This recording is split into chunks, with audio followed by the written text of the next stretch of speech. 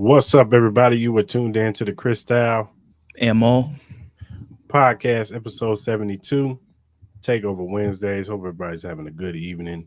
Hope you had a good day at work, or you was off today, or you're at work right now listening to us. Hope you're having a good night. We got a lot of things to get into, a lot of things to talk about. So without further ado, let's get to it.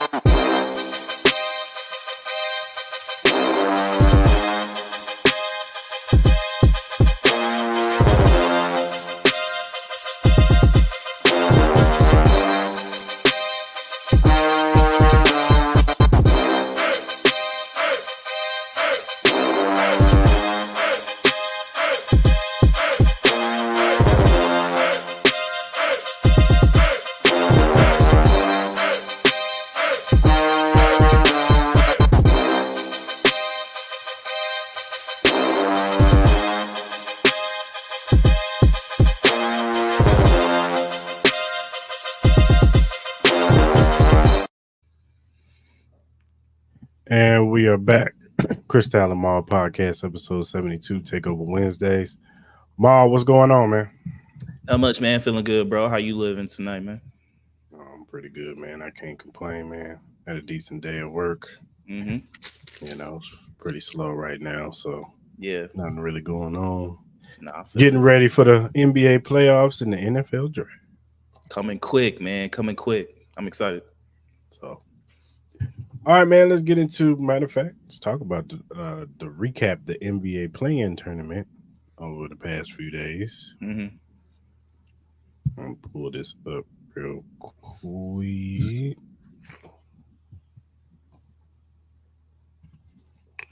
So yesterday you had the play-in tournament. The past few days you had the play-in tournament. You had the Pelicans and the Lakers, and the Kings and the Warriors. Mm-hmm.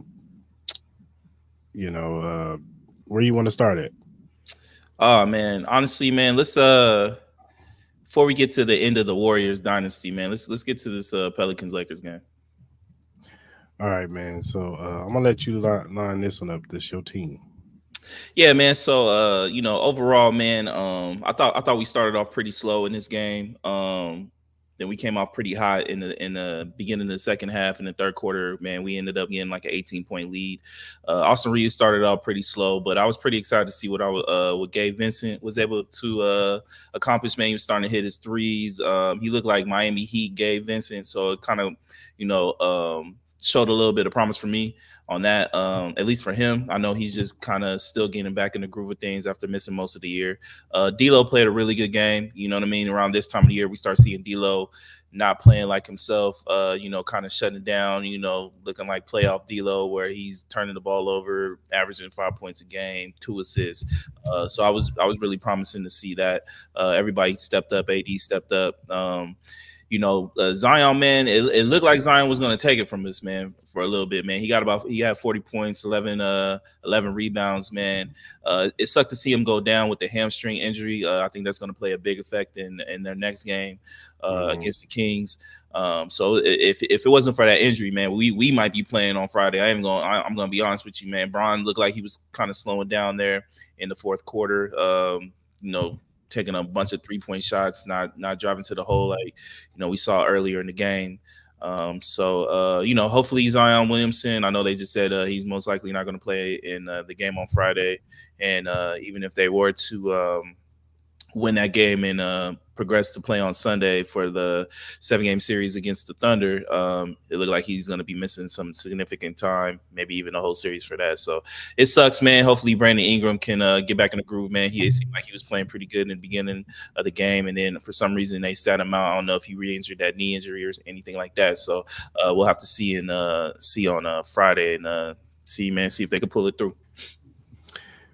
Yeah, for sure. Like you said, man, the Pelicans, it was, if Zion doesn't go down, you guys probably would be playing playing against the Kings.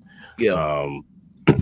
But hey, man, injuries happen in games, and that's Hmm. all part of it. And Yeah. I don't. Shouldn't make no excuses about it. Hey, man, you capitalize on the Pelicans losing their star player, and you guys are playing the Nuggets, and they're going to be playing the Kings on whenever Yeah. when did they play? Friday. So Friday. they'll be Will they be that's playing?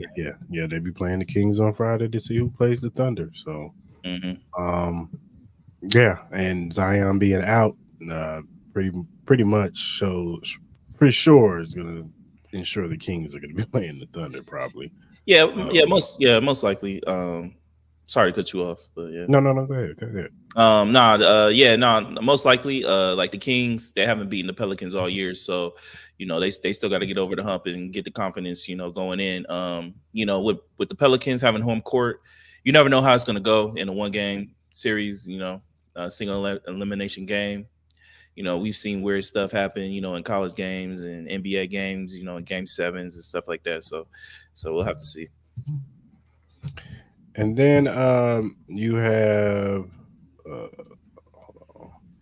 you had the Warriors playing the Mm, Kings. yeah, Also, they lost 118-94. This was not a good night for Klay Thompson, who no, was 10 for the field goal, hmm, 0 for 3-point, and he had 0 points. yeah, Steph Curry had 22 points. He was okay shooting from the field, but three hmm, point not so much. And Draymond was he was usual Draymond self, 12 points, hmm, whatever. hmm, On the other side, yes, Sabonis was 16. Harrison Barnes had 17.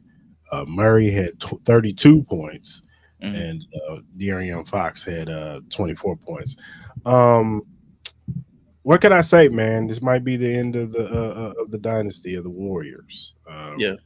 Klay Thompson probably won't be on the Warriors next year. I know Steph Curry said they need him, but I think he's done. I think Mm, and I think Clay needs this. I know everybody's down on Clay right now, but I think he needs to change the scenery. I think this is the second chapter of Clay Thompson on another team. Where I don't know, but I think he needs to change the scenery. He needs to go somewhere else and start over. yeah. Initially, I don't know what this means for Steph. He looks like he's probably one of the got that old school. He wants to be loyal to the Warriors. That's Mhm. where he's been his whole career. He's won his championships. So I don't know. I don't know where Warriors go from. You probably could tell me better than anybody, but I don't know if this is going to be a rebuild or they try to find some pieces around Steph. What would you say? Um, I would say this, like, I think there's one person that really needs to take the blame of this season majority, and I think that's Draymond Green. Um, Mhm. we saw with him missing big chunks of the season, especially he missed most of that January.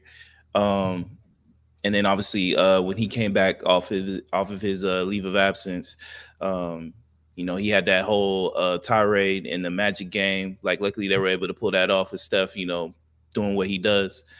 But Draymond Green's antics. I know he's played a big role as far as them winning these championships. They wouldn't have won these championships without Draymond. So I'm not trying to sit here and diminish what he's accomplished with the Warriors. But at Mhm. the end of the day, he's a result of a lot of things that he's a result of them probably losing out on multiple more championships. Like Steph could have more. Steph could Mhm. have could have six, maybe even possibly seven. You got to look at the Cleveland series where he got suspended and he missed, I think, game six. So that affected him. When LeBron stepped over him, I think LeBron really agitated that sense. He kind of helped with that cause and effect. But with him missing out on that, it looked like the Warriors were about to win that championship. They missed out on that. The whole thing with him and KD, where to me it seemed like it pushed KD out of Golden State. I think that affected them in winning a couple more championships as far as like KD staying with the team. Mhm. Um, and then you got to look at the Jordan Poole situation. Jordan Poole was an amazing player, and then he got punched in the face, and Jordan Poole hasn't looked the same since. You know what I mean? It looks like he's just a defeated player. Especially when my man started growing out the hair out, you know what I mean, looking like he'd been living in a cave for like 2 years, you know what I'm saying?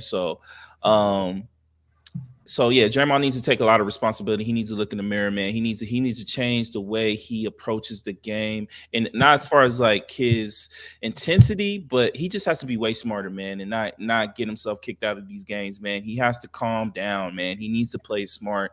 He's been in this league way too long. As far as Klay Thompson, it seemed like when he was doing his interview on Draymond Green's podcast, he kind of hinted at he needs to focus on his mental health.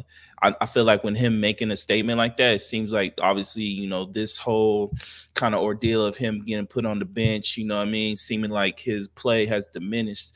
Even though I think Klay has played a lot better this year compared to last year. Obviously, with last year, he was still kind of, coming off those injuries and stuff like that. You could tell it's weighing a lot on him. You know what I mean? I know he's putting a lot of pressure on himself to maintain what he once was, but you know what I mean, he's gonna have to take a significant pay cut, man. This payroll is kind of crazy right now. Stephen A. Smith even said it, he's pretty close with Joe Lacob, the owner of the Warriors. He's kind of hinting that there might be some changes. You got Brian Windhorst kind of saying that they should keep this team together. It's gonna be kind of interesting, man. Steph ain't getting younger, Klay ain't getting younger, Draymond Green ain't getting younger. They need to make some changes. The West is getting a whole lot better. The Timberwolves are going to be way better. Mavericks, the Thunder obviously are going to be way better. So they need to figure this out, man. They really do. So it's going to be, all eyes are going to be on Golden State this summer. Yeah. We'll see, man, where it goes, man. And then we go to the Eastern Conference. The Eastern Conference play-in tournament was today. Yeah. We'll start with the Heat and Sixers. Sixers end up winning. They end up coming back and winning 105-104. Yeah. I know it was a little bit of a scare with Butler. He had got hurt, got landed on earlier, but he seemed like he was fine. He came back. He had 19 points.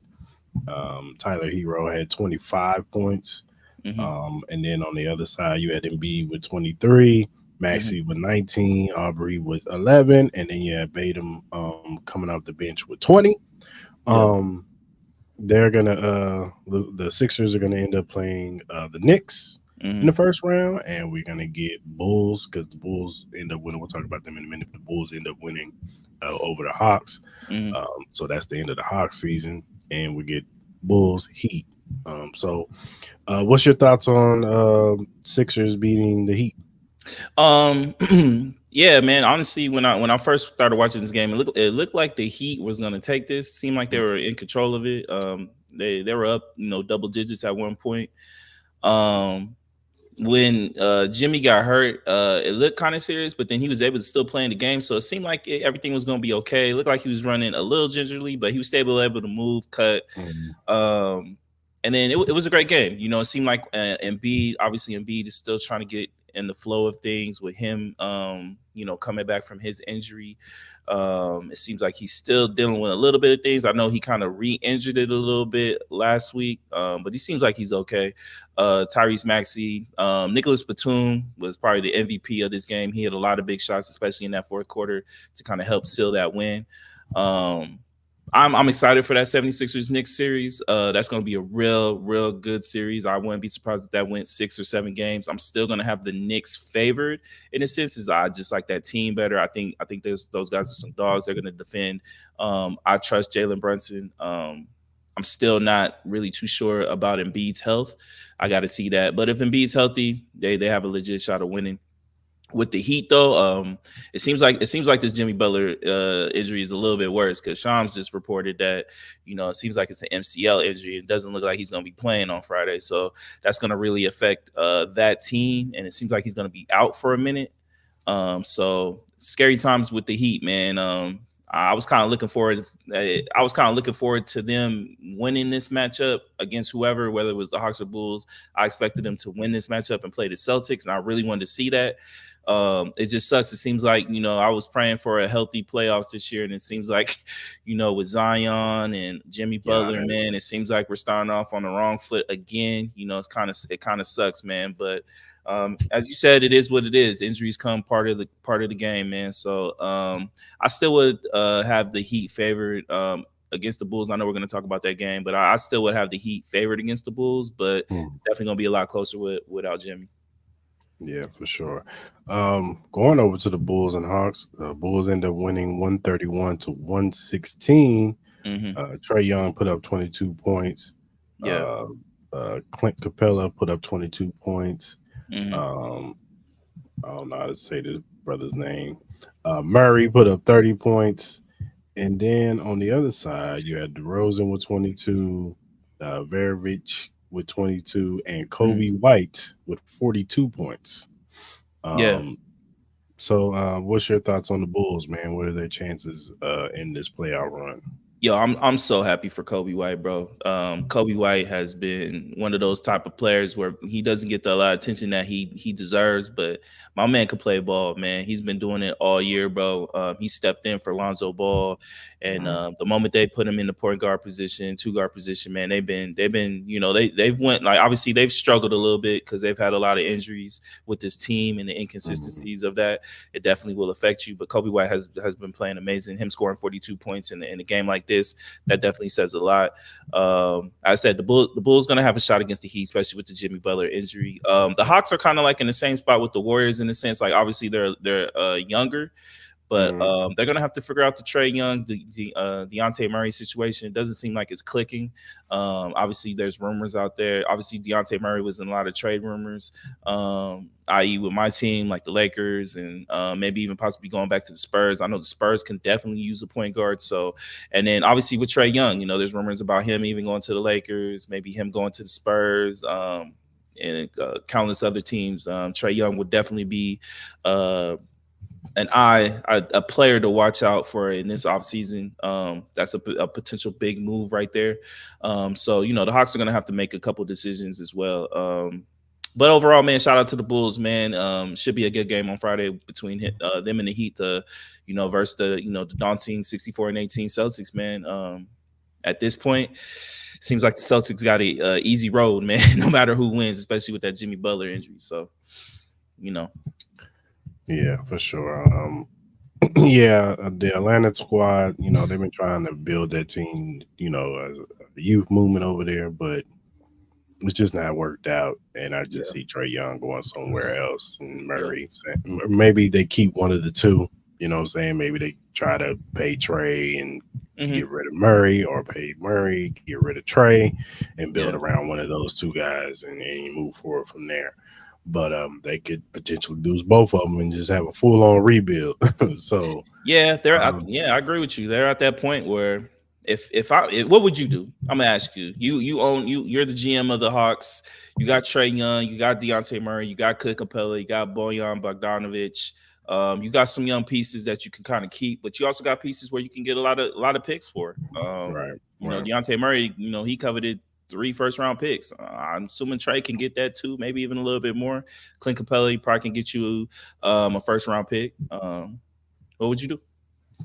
I mean, if I'm the owner, I'm trying to give Trae. I try to give Trae the max and try to keep him around. I got to keep these Atlanta fans excited about something, and I gotta have some type of superstar in the building. You know what I'm saying? Like, at the end of the day, NBA, you gotta have a star for, even if you may not be championship, ready or whatever, you may not be vying for championships. You still got to fill the build enough for people to get excited to say, hey, I want to go see Trae Young, play, or whatever superstar. So I would try my hardest to keep Trae in Atlanta, and if not, then I would defer to Murray and try to keep him. One of the two I would try to keep for sure, just to keep the fans excited. Like, okay, they kept one of them. Yeah. So. No, I agree with you. I think I tend to lean towards trading at least one of them. But hey, look, if I get enticed, let's say I go ahead and trade to let's say hypothetically the Lakers. You know what I mean? They obviously Lakers are always in a lot of rumors. Or hell, no, fuck it. Let's say the Spurs. The Spurs need a point guard with Victor Wembanyama. Yeah. Victor Wembanyama wants to win quick. You put Trae Young on that team, I think they will be better, especially with Victor. Then it's like if another team comes in like, yo, I want Dejounte Murray, I'm willing to give you 2 first-round picks, and it's very enticing. Hey, at that point, I'm like, forget it. Dejounte Murray, you can go. I'm gonna trade Clint Capella. We're gonna rebuild this thing up. You got a lot of players, especially you got Cooper Flag coming out next year. He's gonna be a coveted player. Yeah. That would be a really good piece to have to start building up your team. I think Cooper Flag is gonna be amazing. If you don't know who Cooper Flag is, he went to Duke. Watch some of his high school highlights. This boy is a monster. He's gonna be that guy for real. He's definitely on like kind of like that Chet Holmgren. I think he low key might even be better than Chet. So I think the NBA draft I think it's going to have some players next year. So I think you got to take that into consideration. So if you can get enticed with another team, throwing some picks for Dejounte Murray, I think you got to consider that at this point. Obviously the East isn't really as deep as the West. It's kind of proven with these records right now. We don't know what's going to happen with the Bucks if they go out in the first round. I think it's a high probability with Giannis out. You have the rumors of the whole situation with Dame. Where you're hearing that he's not happy, so that team might not look the same. So the Cavs, they have a lot of pressure on them as well. There's a lot of rumblings of Donovan Mitchell not being there. If they lose this first round series, there's going to be change with the Cavaliers. Evan Mobley has a lot of pressure on him to produce.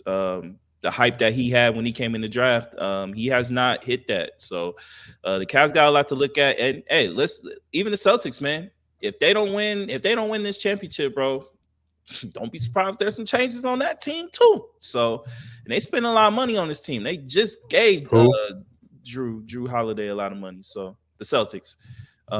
So, hey, So we got to take a lot of that into account. So.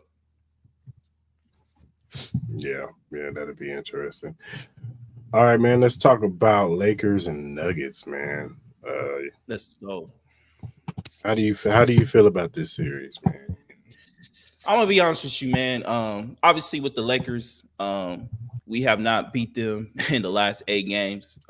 They've ruined a lot of key moments for us this year in this series. In that series, the Kobe statue game. They beat us. Opening night, they beat us. LeBron, again, scoring 40,000. They beat us too. They talked all that mess in the off season. AD came into training camp saying, him and Bron heard everything. Hey, I agree with Stephen A. Smith. What are you going to do? This is your time. You know what I mean? Like with the Lakers, this is the perfect time to beat the Nuggets. You have 3 to 4 days rest in between Tuesday and Saturday. You got the first game, 5:30. All you got to do is still win in Denver. So if you can't do it, then you got Tuesday. Then after that, you don't play again till Thursday or Friday or Saturday. I'm sorry. So AD and LeBron can get that rest. D'Lo's playing better. Gabe Vincent has shown something. The possibility of getting Vando back it seems like it's a good chance we'll get him back sometime in this series. Jackson Hayes been playing amazing. Taurean Prince has been playing amazing. I talk so much mess about him. Taurean Prince has been playing amazing. I think Austin Reeves needs to play better. He hasn't played better, but he has shown that he can play against this team. Now, is Jamal Murray going to average over 30 points again? Is Aaron Gordon going to hit his open shots? Is Michael Porter Jr. going to average over 40% threes like he did last game? Are they going to get the bounces? You know what I mean? Like, and all those games last year were pretty close. Like, it weren't like we were getting blown out by 20 points. This game was, within six points most games at the end of the game. You know what I mean? If a couple bounces go our way, we could have won. We could have won some of those games. So, we got a healthy AD. We got a healthy Bron for the most part. This is as healthy as they've been the last 2 to 3 years. Hey, there's no better time than now. If you go in and you beat the Nuggets, the Lakers will be the favorites to go to the finals. And then we have proven, let's say it's the Celtics. We have proven we can beat the Celtics. We ain't scared of the Celtics. We beat them without Braun and AD and Boston. So we ain't scared of them. I think we could be very formidable against them. I think we can match up really well against them. I think Braun definitely overshadows Jason Tatum, Jaylen Brown, and all of them. AD against Kristaps, I think that's barbecue chicken, as Shaq would say. Like, we can match up, but we got to get over this series. We got to get through this series. I'm super excited for this series. I'm going to be all locked in. I'm going with my Lakers, man. I don't think we're going to win in 6. I think we're going to win in 6 because I don't think we cannot be afraid of this team, man. And we got to win a game, man. We got to get this confidence up against this team, man. They're not unbeatable, bro. They're not. Okay, we'll see. What's the percentage you think you guys will win? I think it's 50-50, man. I really do. Like, at the end of the day, Jokic is going to get his, man. Jokic is just that player where, he's going to get his. But AD got to be aggressive. He has to be aggressive against Jokic. Jokic is not he's not an all NBA defender. He's not. You know what I mean? AD should be able to get his points. We just need the consistency from Anthony Davis. Like, last year, we would get 40 points and, 15 rebounds, and in the next game we would get 15 and 8. You know what I mean? He needs to stay consistent. Get anywhere from around 24 to 27 points, give us 12 boards. If he can stay consistent with that and then try to put some pressure on Jokic and tire him out or get him in foul trouble, that could help us out.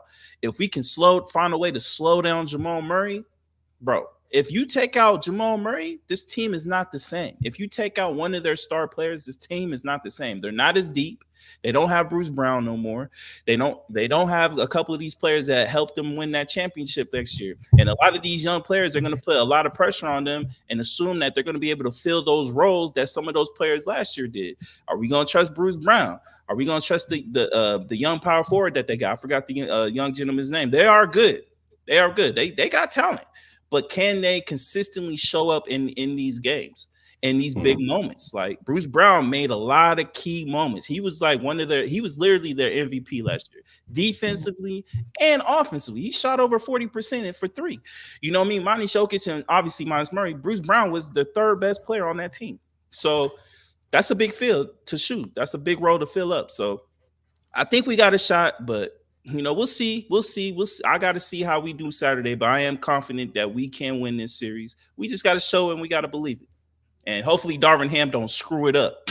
Hopefully he don't screw it up. Make sure you call your timeouts. Make sure you actually have a game plan. And if you don't, just step aside and let Braun coach the goddamn game. Call the timeout. If they on a 4-0 run, call a timeout. Don't wait until it's 22-0. Bro, let's be smart here. You know what I mean? This is a big key series because if we don't look good, look, Darvin Ham out of here. So it's going to be 1 or 2. So this is a big series for D'Lo. He wants that contract. This is a big series for Darvin Ham. If we lose this series, don't be surprised you start hearing them Trae Young rumors get loud. Don't be surprised if them Darvin Ham getting fired rumors get loud. Because that's what Laker fans going to be asking for. So this is a big series for this Laker franchise, to see what's going to happen in the future. For sure. We shall see. Mm-hmm. All right, man. Let's talk about Cenat. Yeah. YouTube sensation. Mm-hmm. Got a big following. He is being extorted by a young lady named Kiara Rush or Layla Red. Mm-hmm. OnlyFans person, whatever you want to call those, content creator, OnlyFans content creator. She posted a picture of him and her laying in the bed together. They had sex. Claimed that she was supposed to get $5,000 extra hush money on top of the $5,000 he gave her to have sex with. Now, Cenat said that that's a lie. He only gave her $50 for Uber. He even showed his Apple Pay. They never paid the woman $5,000. And furthermore, made the woman sign an NDA to not non-disclosure, to not even say anything about their engagement and what they did. So now he's suing the woman. He's taking her to court. Yeah. And furthermore, to be even pettier, he bought her domain.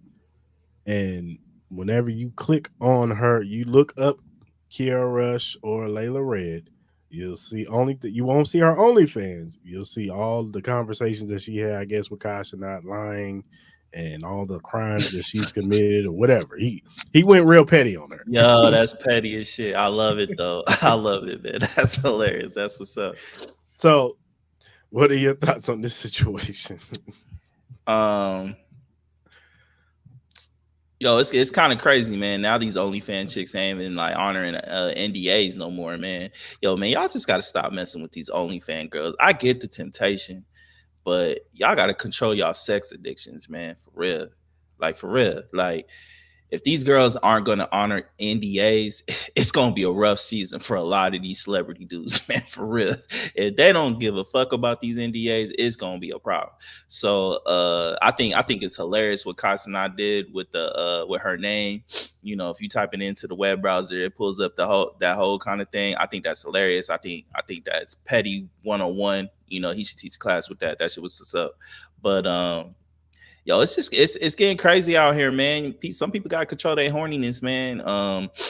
You know what I mean? Like, and then on top of that, the girl, you know what I mean? She kind of like throwing away the bag, man, because it's just like, now what celebrity or what person with money is gonna want to mess with you because you can't even honor an agreement that you signed. You trying to get your 15 seconds of fame because you want to get a funky ass $5,000 that really ain't shit nowadays with inflation and all that. So what are you really trying to gain from it? You know what I mean? And you trying to embarrass Kai for what? You know what I mean? It makes no sense. Like, at the end of the day, you're embarrassing yourself. You know what I mean? You're kind of playing yourself.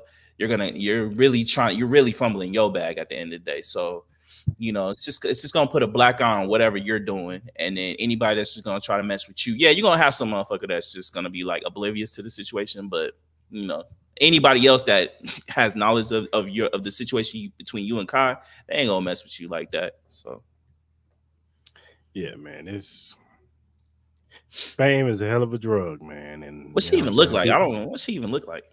She's okay. She cool? Like, is she even worth it? She's not worth it. Never mind. Oh man. She all right. But yeah, it's fame, man. These people want fame more than money nowadays, and they mess up themselves every time trying to get their 15 minutes of fame. And it's just, she thought she had one. She thought Kai and I was a little dumb YouTube guy, and he's not. And she should have known that when she signed the NDA. Yeah, like, it'd be one thing if she didn't have to sign no NDA and she did this, then I'd be like, all right, get it. She think you're a dumb little YouTuber. But no, he's obviously smart enough to make you sign something to shut up. So is he suing her for damages? What is he suing her for damages? Like, what is he trying to get? What is he trying to get out of this? I think trying to get $5,000. He's trying to get the $5,000. Yeah, I know she got it, man. She got OnlyFans. I know she got it. Yeah. So I don't know. I think it was dumb on her part. She got played. She played herself, should I say? And hope she learns a valuable lesson, man. So let me ask you. Let me play devil's advocate. Do you think Kai did anything wrong? Do you think Kai is liable for anything in this situation? I mean, no. I mean, I don't, because unless she can prove that the $5,000, unless she can prove that he promised her, and even if he did promise her, it's not in writing. If it ain't in writing, then and they didn't sign no contract for where I'm giving you this extra $5,000 to shut up, and I'm giving you $5,000 on top of to do our thing. Yeah. Then she got nothing. She has nothing at all. Yeah. Just because I verbally tell you, yeah, girl, I'm gonna give you $5,000 and an extra $5,000 for this. That don't mean nothing. You gotta take that to court unless you got a video of me saying that. Yeah. So you don't have any belief in what she's saying. You don't think he promised her I'm sure he paid her something. Yeah, he got a video of like him sleeping or some shit like that. Yeah, okay. I'm sure he paid her. So I'm sure he tossed her some type of money. I don't think she just. I mean, I don't know the brother's game. Like, they ain't trying to, disrespect his game like that. But that girl, the main OnlyFans girls, if she's a popular one, she's about money, and I don't think she's just gonna sleep with him just for free. No, right. Hey man, Yeah, y'all gotta watch out y'all watch out for these OnlyFans, man. Start doing these background checks, bro. yeah, for sure. All right, man. Let's talk about the WNBA, man. The draft happened on Monday. Mm-hmm. Let me pull this up real quick. Give me a second, people. Bam. All right, here we go. So, Caitlin Clark, we all knew consensus, number one overall pick to the Indiana Fever. Yeah. Then you have Cameron Brink, who went to the Sparks. Mm-hmm. Camila Godoza went to Chicago Sky. Rika Jackson, she went to Los Angeles Sparks. Mm-hmm. Um, Also notable, Aaliyah Edwards from UConn. She went to the Washington Mystics. And you had Angel Reese going to Chicago Sky with Camila Cardoza. Um, then, other notables is Markeisha Davis. Uh, and yeah. Uh, Yeah. what are your thoughts on the first round? As far as the first round, obviously it kind of went the way I thought it would go. Obviously, Caitlin Clark was definitely going to be the number one pick with the Indiana Fever. You can kind of see the hype with that. Obviously, she sold out all her jerseys. They rolled out the red carpet for her. They just announced that she's going to get a $10 million Nike Signature shoe, endorsement yeah. deal with a shoe. Yeah. I have my own personal thoughts on that. I know I'm not going to say she doesn't deserve that, but there is another lady that does deserve a deal like that. Her name is Asia Wilson. We'll get to Yeah. that to another day. Cameron Brink, she looked amazing on that red carpet on WNBA draft. Looked amazing. I didn't know she was. I didn't know she was Steph Curry's god sister. Yeah, I didn't know that either. I thought that was a cool. I thought that was a cool story that I saw. I didn't know that either. You know what I mean? So obviously she's definitely getting a lot of tutelage and she'll definitely get a lot of life. So Cameron Brink should be amazing with the Los Angeles Sparks. I know a lot of people are hyping up the Chicago Sky with them getting Camila Cardoza and Angel Reese. My thing is like I get it. You kind of got your little twin tower situation, but Camila Cardoza can't stretch the floor. Angel Reese can't stretch the floor. They just gonna clog up the lanes, man. I don't understand it. I get it based on name, so they're gonna sell tickets and all that. But as far as like, you know, the game plan and the fit of it, I don't understand the fit because neither one of them can stretch the floor. Neither one of them shoots the three. They're always down low in the post. Camila Cardoza is amazing in the post, and so is Angel Reese. You know what I'm saying? I'm not sleeping on that. I just don't understand the fit. So I'm very curious to see. I know you kind of was kind of saying and hinting that they might do an Angel Reese coming off the bench. I think that's wild. Then why would you draft her as the number 7 pick to have her come off the bench? That's kind of crazy to me. We'll see. I don't know. Angel Reese would ask for a trade quick, but overall in the first round, man, it kind of went the way it is. But I ain't gonna lie, bro. I think the Las Vegas Aces. Well, I know we're gonna get to. I know we're gonna get to it. We'll get into it. Yeah, get into it. We can get into it right now, actually. Because in the second round, top of the second round, the Las Vegas Aces got Deja Fair and Kate Martin. Deja Fair, star guard at Syracuse. She averaged 22.2 points a game. She's a walking bucket herself. Yeah, kind of undersized, short guard, 5'5", but girl she gets busy. She gets busy. And then you have Kate Martin. She was the point guard or the guard for Iowa. She came on late, late in the season and late and in the March Madness. She hit a lot of key 3-pointers. She was pretty good. I like this pick. You know what I'm saying? She'll definitely come in and have her role at, probably as a backup guard, come in for Jackie Young or somebody like that. So and then in the late second round, you have Elizabeth Kitley, center from Virginia Tech. I personally think if she didn't tear her ACL, I think she would have went higher in the draft. But hey, this is a steal to me. When she gets healthy, they're gonna have them somebody who can be good in the paint and she can score. So what was your thought? Oh, and then and then the third round we got Angel Jackson from Jackson State, HBCU, another center. Yeah. somebody else, get more depth in that center position, Mm. especially for the future. Because Candace Parker, she probably her last year. Yeah. So what was your thoughts on the second round, man? With the Aces, Um, I love all these picks. Kay Martin. Besides obviously Caitlin Clark, she flashed a lot off my mm, TV screen with Iowa. I think she saved a lot of games. She was mm, hitting big threes, big shots, taking it to the hole. She's not scared at the moment. So I was pleasantly pleased to get her. I'm surprised we got her, but pleased. Daisha Fair, man, as you said, man, she's a walking bucket, man. She averaged 22.2 points per game, mm, over 3,000 points last year. She was killing it. Small guard, but bro, she ain't scared of nobody. mm, I agree with you, Elizabeth Kidley, man. She, double. She averaged a double double pretty much, most of her career. Obviously, she tore her ACL, so she's probably not. She's definitely not going to be playing this year, but mm, next year, get her warmed up. She definitely adds tremendous depth behind Asia Wilson. Even mm, like in spots where they can play, they can actually have Asia play the 4, her play the mm, 5, because Asia mm. Wilson, she can stretch the floor. You know what I mean? Yeah. So, and then Angel Jackson, she was a 2-time SWAC Defensive Player of the Year, so that definitely helps on the defensive side. Mm, If you, bro, look, if you read our squad, we got Kelsey Plum, amazing. Candace Parker, all time great. Obviously she before the foot injury, she was hooping, she was getting her groove back, and we were literally mm. clicking on all cylinders. We I said we were. got Kate Martin, Alicia Clark, big, huge, coming off the bench. She was amazing, great defensive player, and also hit big shots. We also got Asia Wilson, best player in the league, and aiming close, MVP. She probably might get another one again. She's definitely like the Jokic of the WNBA.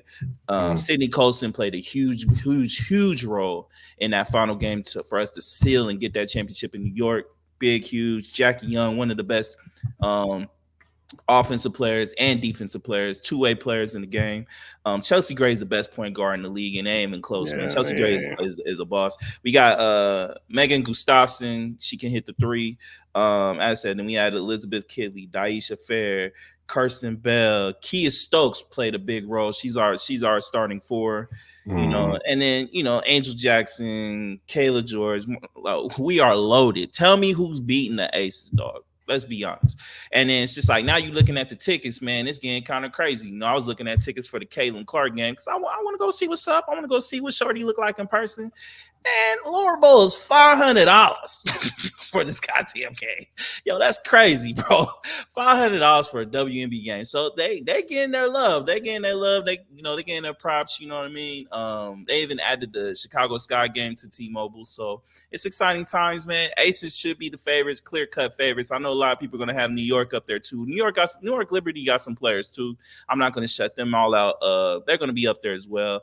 Connecticut Sun, they're always pretty good, and I'm sure there'll be a surprise here and there in the WNBA this year. I'm really excited to watch the games this year. I'm definitely gonna go to a couple Aces games for sure. I got to support my girl Asia. I got to support my girl Kelsey Plum. Man, I'm big fans of those girls, Jackie Young and Chelsea Gray. So I'm really excited for the year.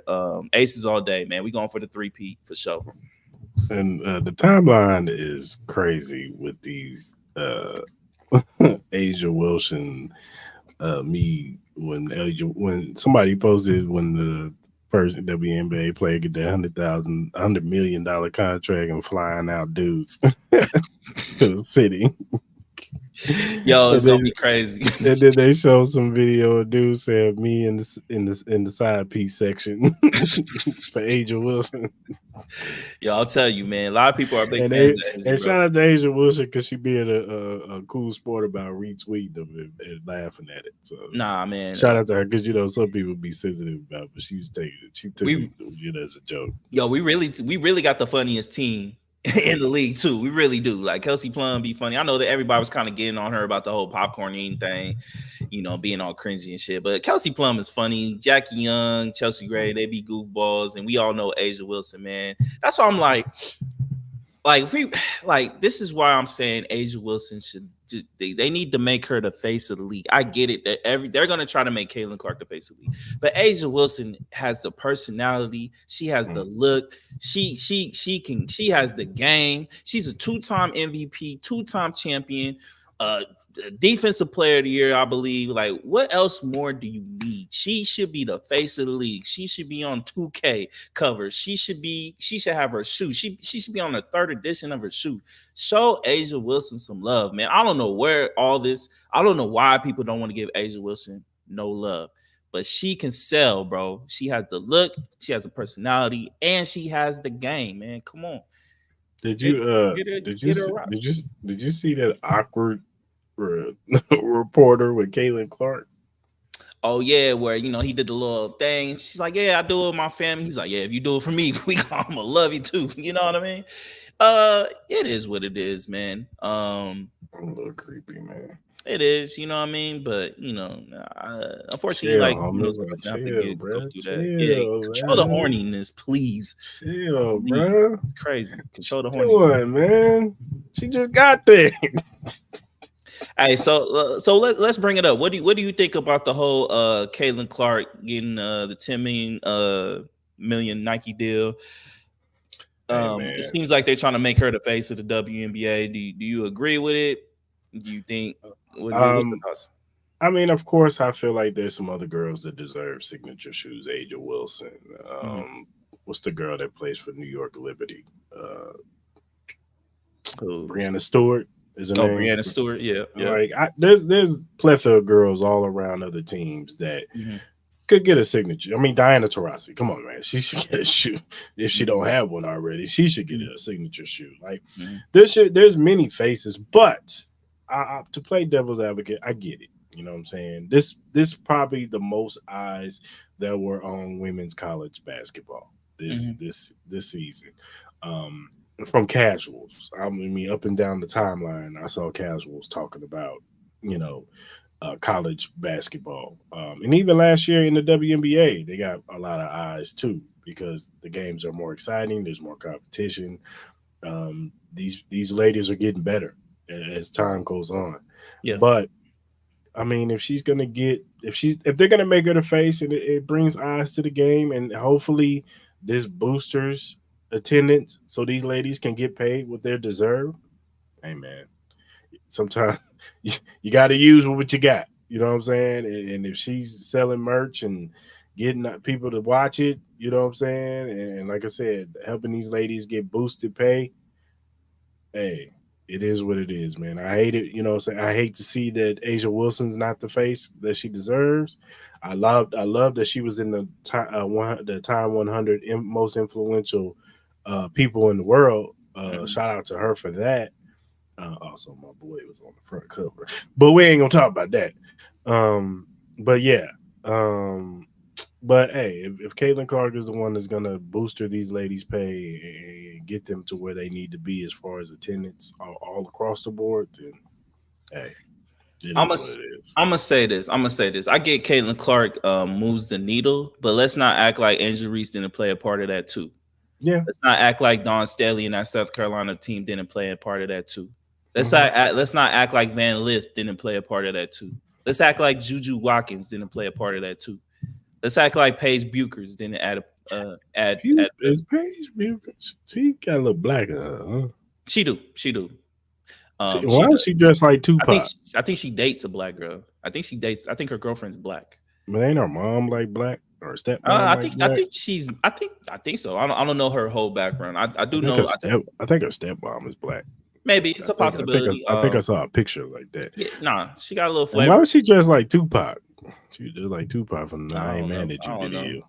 I don't know. Deja Fair did the same thing where she looked like a Muslim pastor, but it is what it is. But at the end of the day, as I said, like I get Caitlin Clark moves the needle, but there are a lot of females that move the needle that help her move this needle, and Asia Wilson's just a part of that. I see people making a whole big deal of the contracts of these ladies is getting. Like, Why y'all making a big deal about it now? Y'all should have been making a big deal about it a couple years ago. They've been making that type of money. Yeah, so I'm like, don't get mad now. These girls have been screaming that they should be making more money. You know what I mean? And now that the league, and then I get it, Caitlin Clark's going to help. They're going to make a little bit more bread, but you could tell, like Caitlin Clark going to get all the money from the endorsement side. You know what I mean? She already making $10 million. So, and we haven't even seen her played one game in the WNBA. So, this is my frustration. And it's like, I don't want to keep seeming like I'm hating on Caitlin Clark. I'm not. I know the young lady can hoop, but all I'm saying is make it make sense to me. Now, I talked to you about it earlier today. The same game that Caitlin Clark has, people were shitting on Steph Curry saying he ruined the NBA because everybody want to fucking shoot threes. Y'all ain't saying shit about this chick doing the same shit. And she ain't as, I would say, her averages ain't the same as Steph. Steph was consistent with his shit. She got to shoot 30 goddamn shots just to get her 30 goddamn points. Like, let's call it spade a spade. Like, y'all are hating on Steph. Where the hate for Caitlin Clark? You know what I'm saying? Like, she doing the same shit, copy and paste that Steph does. And I said, I'm not trying to hate, but I want y'all to be consistent in what y'all talking about. I could see the difference in how y'all talk about Caitlin Clark to some of these other girls, and it's crazy to me. You know what I mean? And that's the shit that pisses me off with this topic, because there are I repeat, there are girls that deserve it way more than she does. But people are going to keep putting Caitlin Clark in our face, thinking like she's the savior of the WNBA when she's not. The WNBA already been going up. She going to help it continue to go up. But stop trying to show me that she's the Jesus Christ of the WNBA, that she's here to save all these females. She's not. She's not. Y'all be lucky if she wins one championship. She hasn't even won one national championship in the NCAA. Let's hope she can win one in the WNBA. Let's hope she can win an MVP sometime in her career. Squad around her, though. She do got squad around. She do. 100%. But so do the Aces. So do the Liberty. So do the Chicago Sky. Deanna Taurasi, she ain't retired. She's still playing.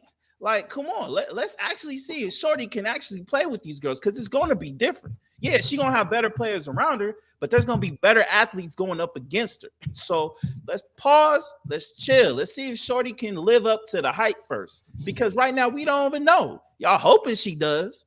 Y'all hoping she can be the LeBron James of the WNBA, or the Michael Jordan of the WNBA, or the Steph Curry.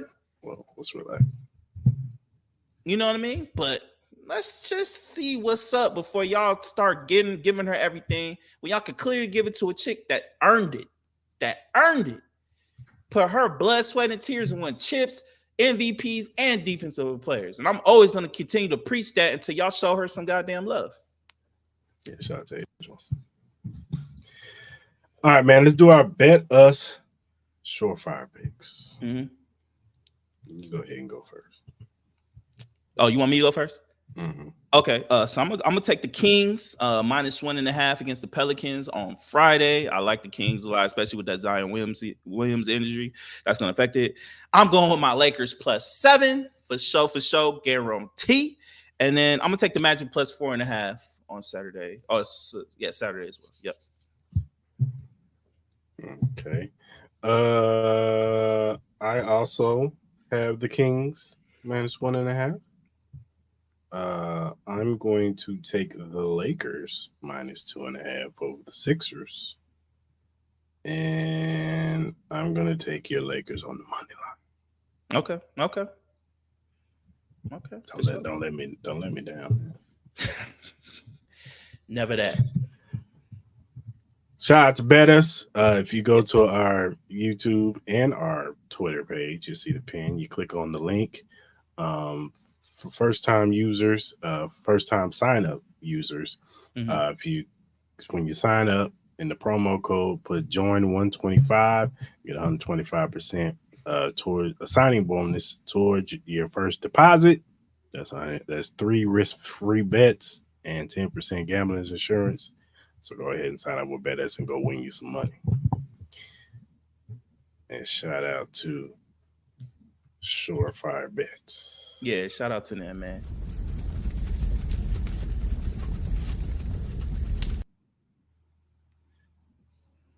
All right, man. Let's talk about. We got to fight this weekend, people. And nobody's talking about Nah, that shit's quiet as shit, boy. God damn, man. We go Devin Haney Sean. versus Ryan Garcia. Now look, man. Yeah. Ryan. I ain't trying to hear nothing Bernard Hopkins is talking about today. He talking about, oh, when you're strong, you gotta show that you're weak so you can throw them off. And when you're weak, you gotta show that you're strong. I'm like, shut up. Ryan Garcia out here looking like a damn fool. Let's just go. Let's get straight to it. Why do you think there's no hype with this fight? Why do you think there's zero? Like, no one's talking about it. I don't even see it on Twitter. No one's talking about it. Tickets ain't selling. Why do you think there's no buzz? Because I think people look at Ryan Garcia, and I'll get to Devin Haney in a minute, but I just think people look at Ryan Garcia and his antics since this fight has been announced, and they're just like, dude, don't look right. No, that is the case. That is the case. It's not like I don't think people are really taking this fight serious. Like I think they looking at this fight like Ryan's gonna lose, and and look, he could go in here and do what Teofimo did when he fought the England dude and totally dominate Devin Haney. I don't see that happening, but he can go in there and he could be pulling the wool over our eyes to go in there and put on. We've seen stranger things. We've seen stranger things. You know what I'm saying? He might go in there and it could be fight of the year. You know what I'm saying? They go at it. You know what I'm saying? But I just think that seeing Ryan and his antics and what he's been doing leading up to this fight is just like nobody's taking this fight serious. I don't think it's been promoted well at all. At all. I don't know. This is PBC, right? It's on the zone. Oh, is it the zone? Then that's Eddie Hearns. Yeah, that's Eddie Hearns. Yeah, it's on the zone. But I think they're both. But I think they're all Al Heyman fighters. Like they're under Al Heyman. Yeah. Do you think the location also has something to do with it? You think if it was in Vegas, there might be a little bit more buzz? See, I'm not to shit on Brooklyn. I know Brooklyn has done some big fights, but I'm not gonna do that because I just think it's been poorly promoted, dude. I think De La Hoya and them, his antics, it's weird. Like just all the stuff that's coming out with Ryan, just some of his stuff he's doing, it's not becoming.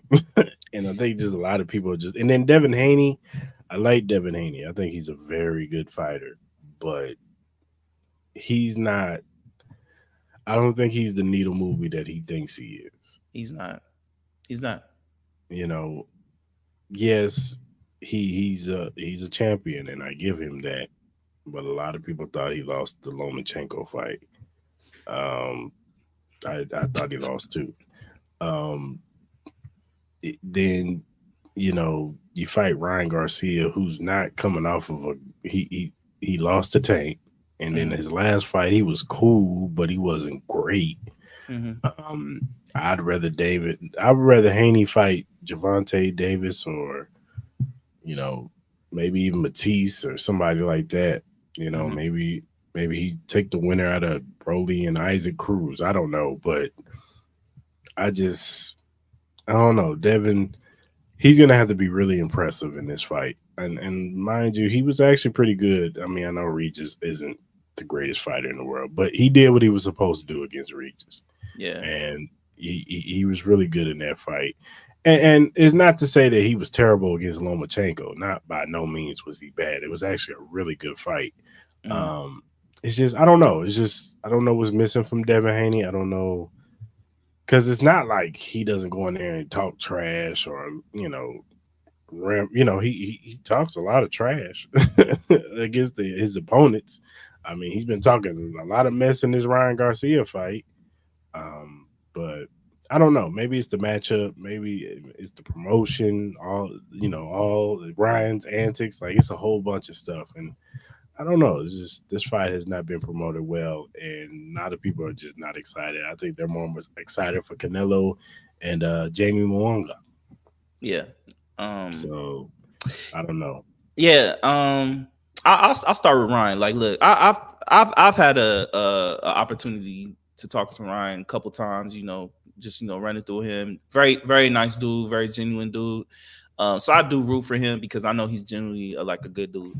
At least the times that I met him, even though it was brief times, but we were able to have 10-minute conversations. Cool dude. I just think with this whole persona that he's doing, it just seems unbelievable.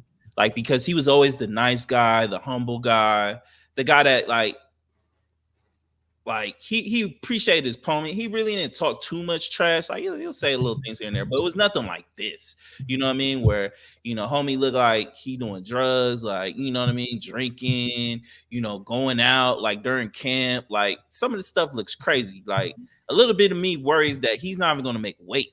You know what I mean, for this fight. So, and then I just think people don't find him to be a believable evil figure in a boxing match. Like, you know what I mean? He just doesn't, like, he's a pretty boy, man. You know what I mean? Like, he get the girls, like girls love him. He has a big persona. He has the fast hands, he is eye appeasing with his style.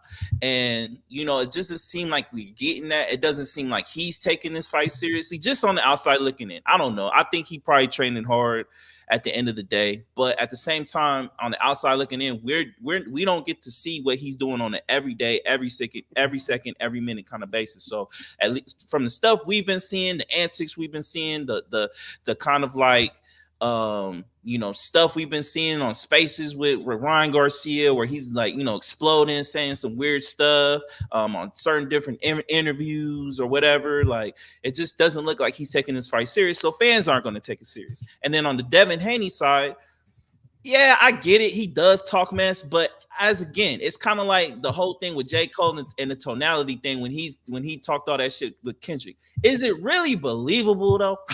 Like, does he have that kind of fierceness when he talk? He talks soft. He talk like a humble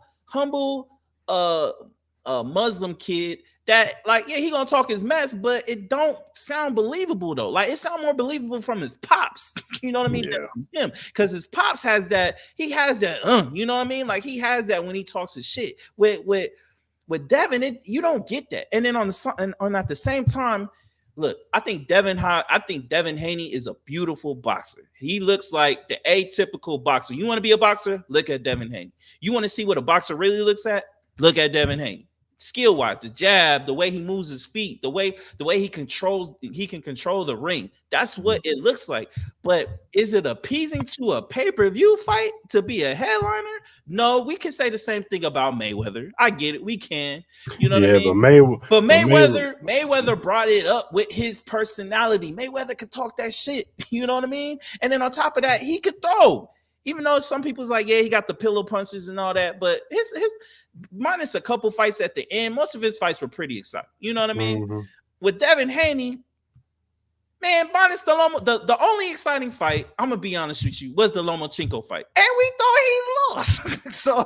so at the end of the day, if Devin Haney wants to be the face of boxing, I'm sorry, he cannot play it safe. He has to be dominant, and he has to have some exciting moments in his fights. It can't be no dull shit where it's just like, okay, yeah, I'm watching this fight. Okay, yeah, Devin Haney won round 1. Devin Haney won round 2. He outboxing him. He's controlling the pace. You know what I mean? Shit like that. He's tagging Ryan, but he ain't really doing crazy damage. Ryan throwing crazy left hooks. That's all he's doing. You know what I mean? He's trying to do the one-hit quitter type of shit, but he ain't connecting.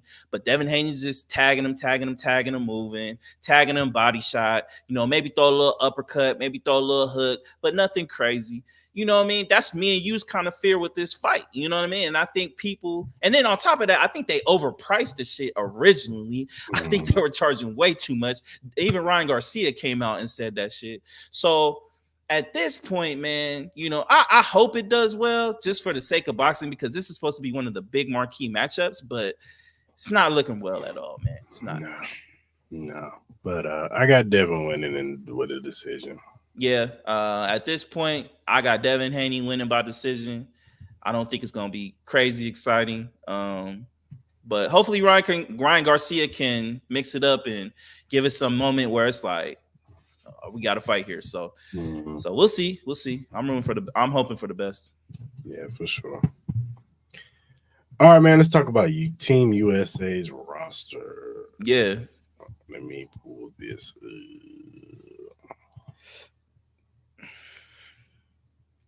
Bam. Share.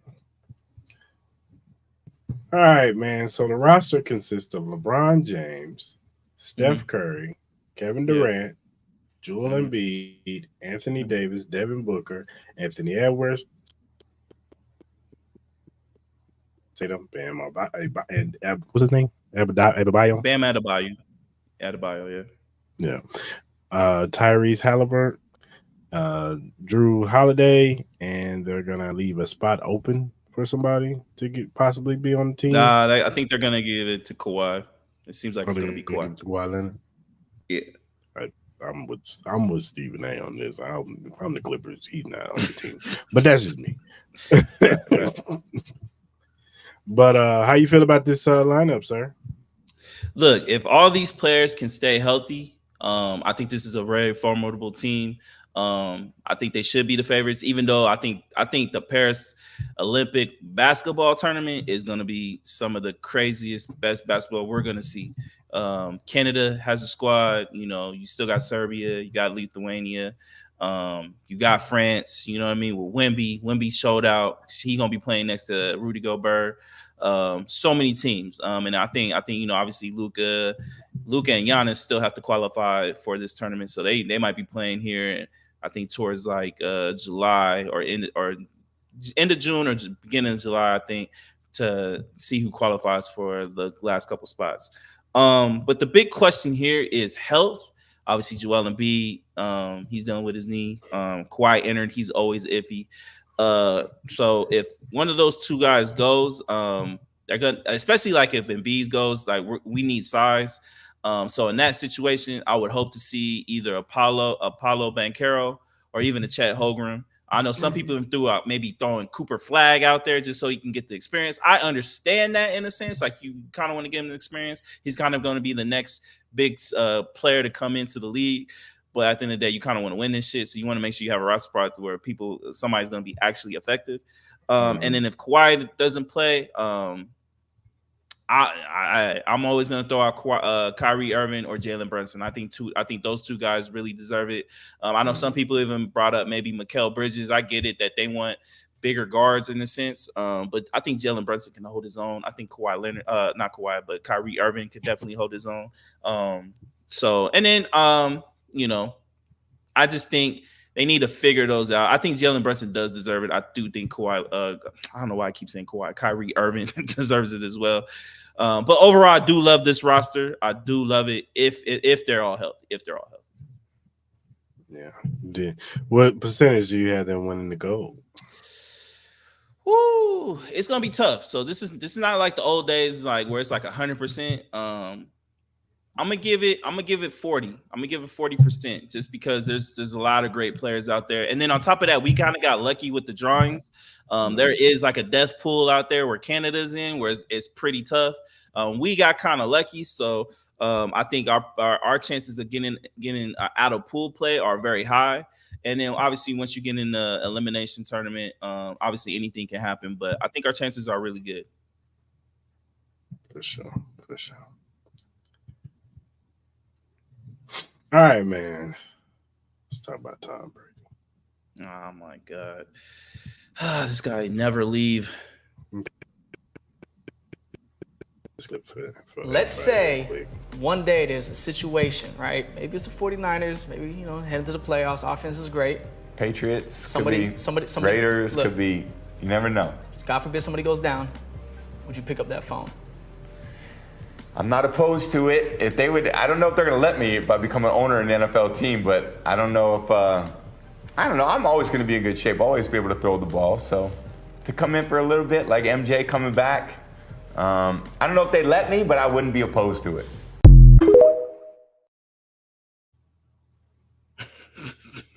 How can this man stay away from football, man?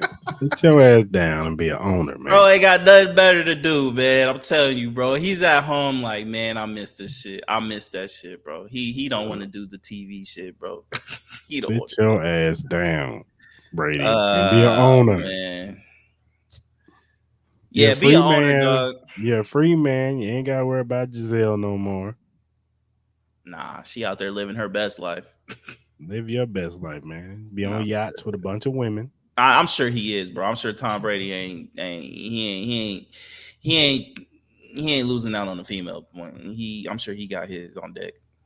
Don't he have a new girlfriend, like some young girl? I'm just saying. I'm sure he's not tripping too bad about Giselle. Look, Tom Brady coming back. Would you want him on your Raiders? Look, it obviously it all depends on what we do in this draft. If we get a young quarterback, no. But if we're stuck with the Gardner Minshew, Aiden O'Connell situation, fuck it. Like, what could be the worst of it? It's not like we got to give up a draft pick or anything like that. It's not like he's gonna get paid a whole bunch of money. It'll be for like partial part of the year. What's gonna hurt? Like, you know what I mean? So if it's a situation like that, then I wouldn't care. I'm like, fuck it, give it a shot. Let's see what he can do. Can't be no worse than what we've been seeing the last couple of years on the quarterback side for the Raiders. So I'm sure Devontae Adams would at least appreciate it a little bit, and our offense would maybe look a little bit better. But at the end of the day, how many players have missed a year and came back and won anything? You know what I mean? It's always hard coming, when you miss a year of football, like for you to just come in and start producing. I don't think it works like that. Some people might throw Joe Flacco in my face, but I get it, but I don't know. We'll see. How I say, I won't be opposed to it, depending on the situation. I feel like it's a high probability. If he were to come back, I think the Raiders are probably number one on the list.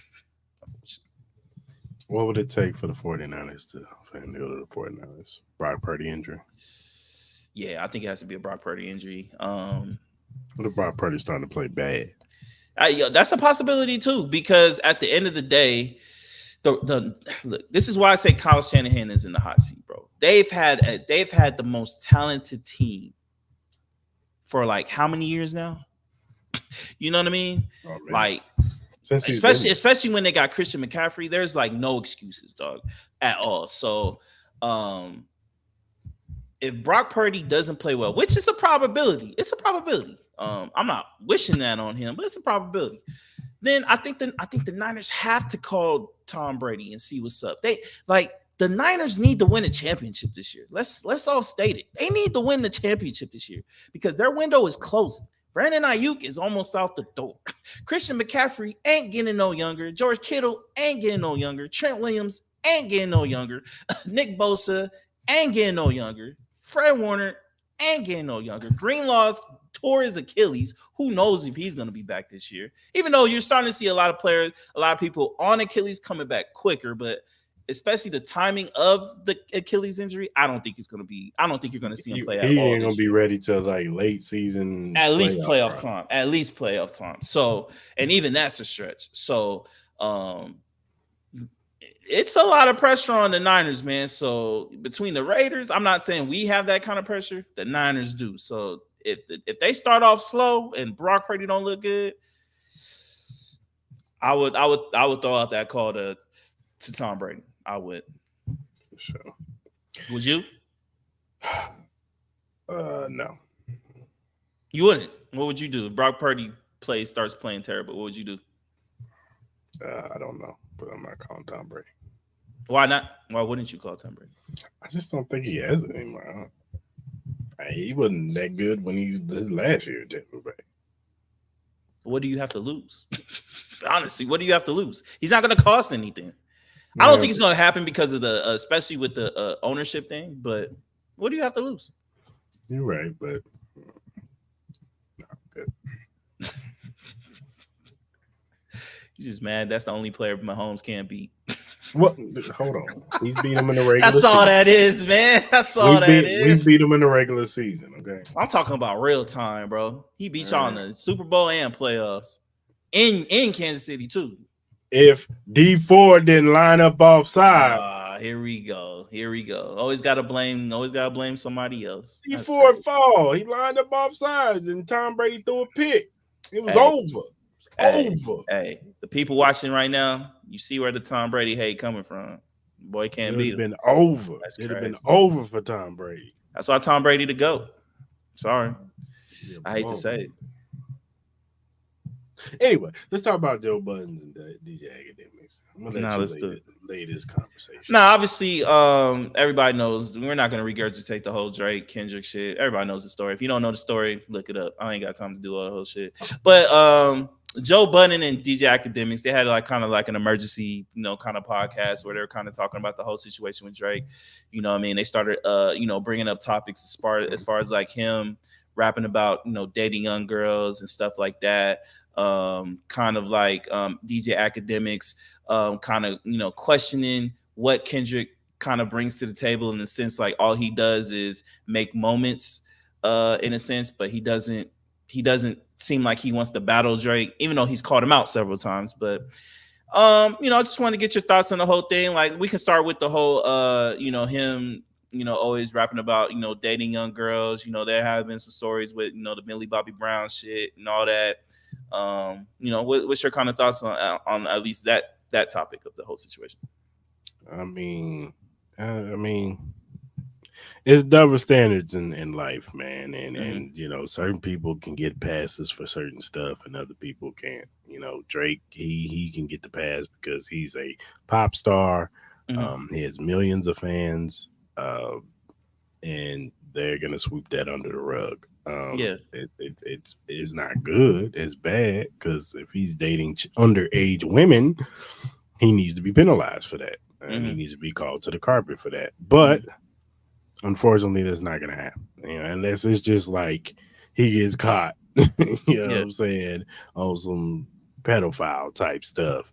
You know what I'm saying? Then other than that, ain't nobody gonna say that if he's, because it's at the end of the day, it's alleged. What I'm saying, relationships with these young women. But I don't know. I wouldn't let him around. I wouldn't have him around my daughters. So That's crazy. That's crazy. You calling you ain't calling Drake the new Diller, dog. You are not doing that, are you? Anyway, that's crazy. Now, as far as the Kendrick Lamar situation, DJ, we all know what DJ Academics like. He likes guy. He is a Drake lover. Super fan. He is a Drake lover. I repeat. And so his dog in the race is with Drake. He is OVO cheerleader. So anything Kendrick does, he's gonna talk shit. You know what I'm saying? And as far as people saying, "Oh, well, Kendrick really doesn't want to battle," I disagree. Highly disagree. Yes, I know he's not quote unquote battle tested. He's never battled anybody. But this notion that he can't go bar for bar with Drake is ridiculous. And we got to stop this. Okay. The man can rap with anybody. You know what I'm saying? Your boy Lupe says Drake's the better rapper than Kendrick. And I don't understand this Lupe situation where he's coming down on Kendrick. And I don't understand all these people these Drake flag twirlers. You know what I'm saying? I'm seeing some of them, battle rappers coming out and being, I get it. Drake has funded some of the battle rap cards on the URL and he's put money in your pockets, but y'all got to calm down over there. Like, I've heard y'all say better stuff in battles and y'all was going crazy for this diss record. You know what I'm saying? From Drake. I've heard y'all say way better stuff. You know how many times have I heard that bar Interscope in a battle?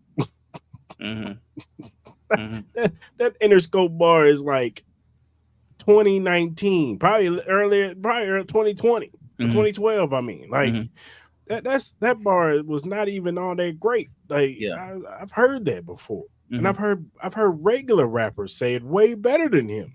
So it's just like all these flag twirlers for Drake. And I mean, look, if you're a fan of Drake, I'm not dissing you.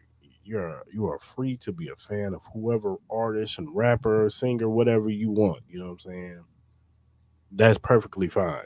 But to act like Kendrick Lamar can't rap with this dude is ridiculous. And I don't understand Lupe. And then hell, somebody even put a video out of Lupe doing a hip hop class, and he's sitting up here talking about how Kendrick Lamar is a genius, using one of his lyrics as an example of great art of lyricism.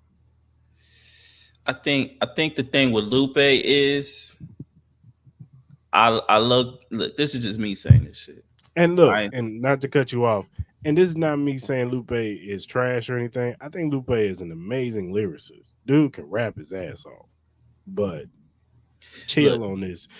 Kendrick ain't a top 100 rapper.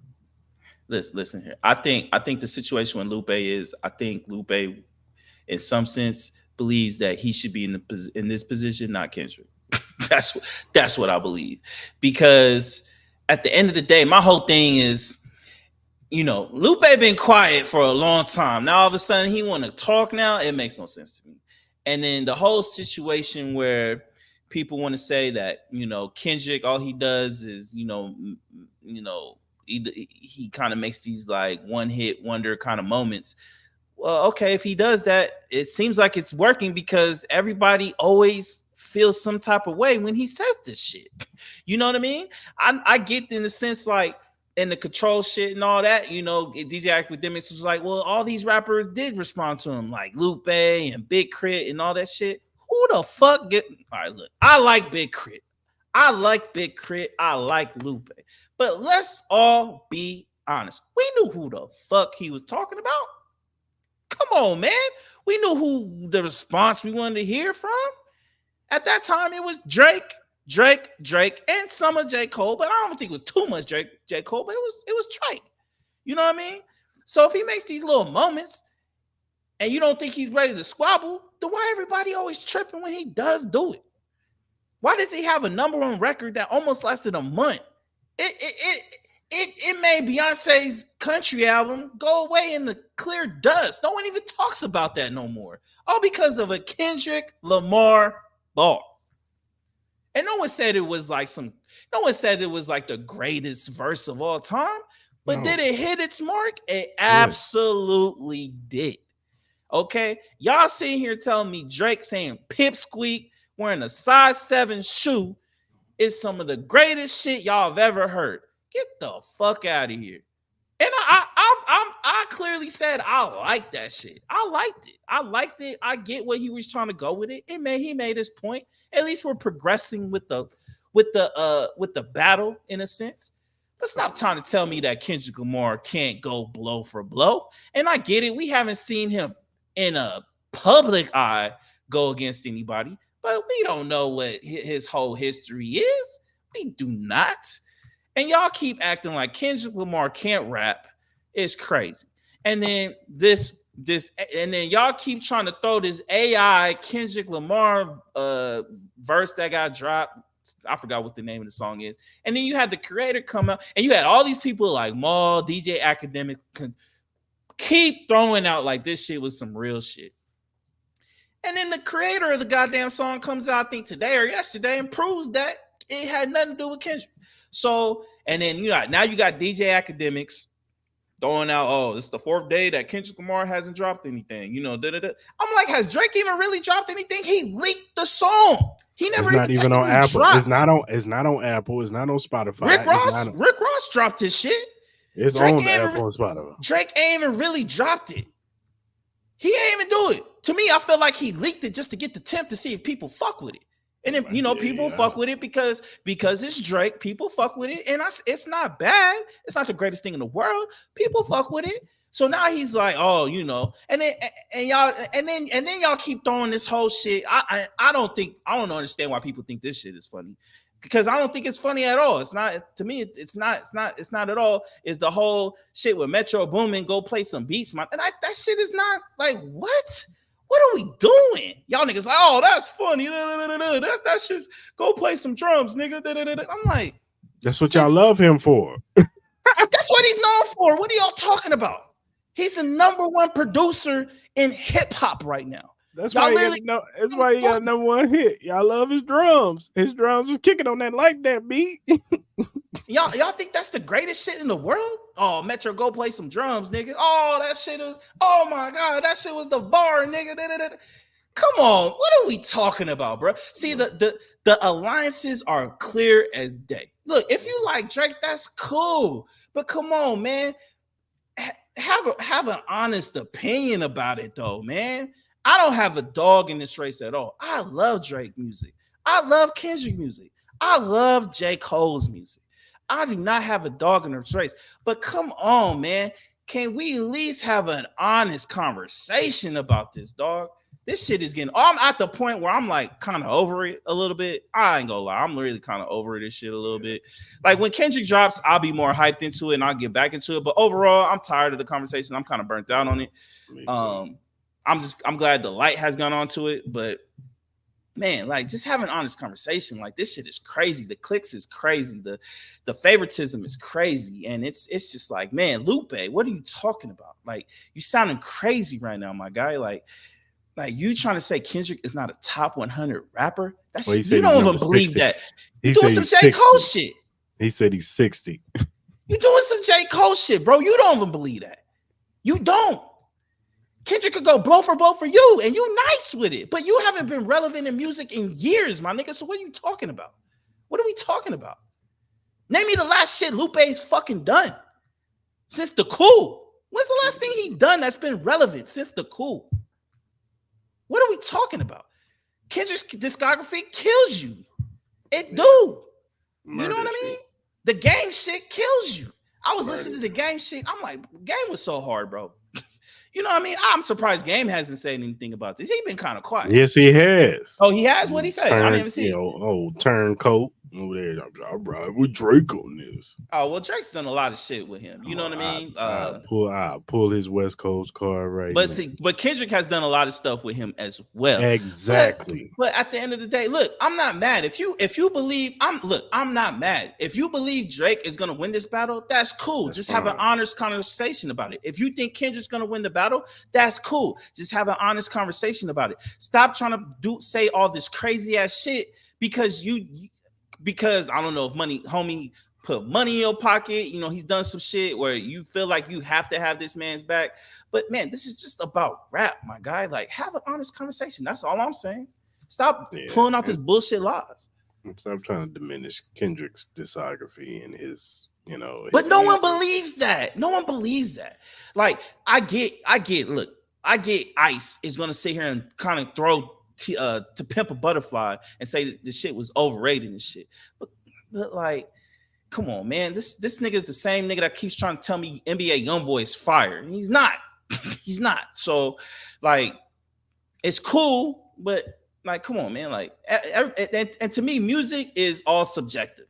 Like, not all music that you like, I'm gonna like. Not all music I like, you gonna like. Like, it's just reality of it. But it doesn't mean it's not. To Pimp a Butterfly wasn't great. You know what says it's great? Them numbers says it's great. That tour says it's great. All them songs that play in the club every single time makes it great. You know what I mean? You seen him play at music videos, music festivals, and he plays them songs off that album. That shit gets some of the most hype out of most songs. Even out of most Drake songs, people get more hyped off those tracks. So what are we talking about? Damn was one of the best rap albums to be made. I bet you To Pimp a Butterfly is better than Views. I actually like Views. Views is actually one of my favorites. I actually like Views. I don't know why people hate Views the way they do. Anyway, that's a topic we need to come up. That's a topic we got to talk about. I don't understand the hate on Views. I really don't. I'm not feeling it. All right, man. But yeah, do better, Drake fans. Cause y'all here wild. Everybody do better. All right, man. Let's talk about Robert Kraft, man. According to Jeremy Fowler, let me get these people's names. I want to credit these people. Mm-hmm. Where'd it go?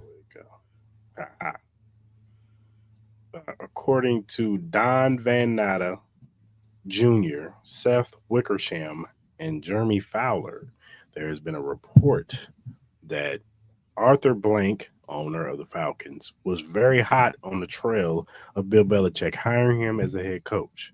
They had 2 interviews with him, and he really wanted him. Mm-hmm. But he reached out to Robert Kraft to get, ask him for some advice. What do you think me taking on Bill Belichick? Well, supposedly Robert Kraft said, nah, bro, don't hire him. Mm-hmm. That man got issues. Yeah. He ain't right.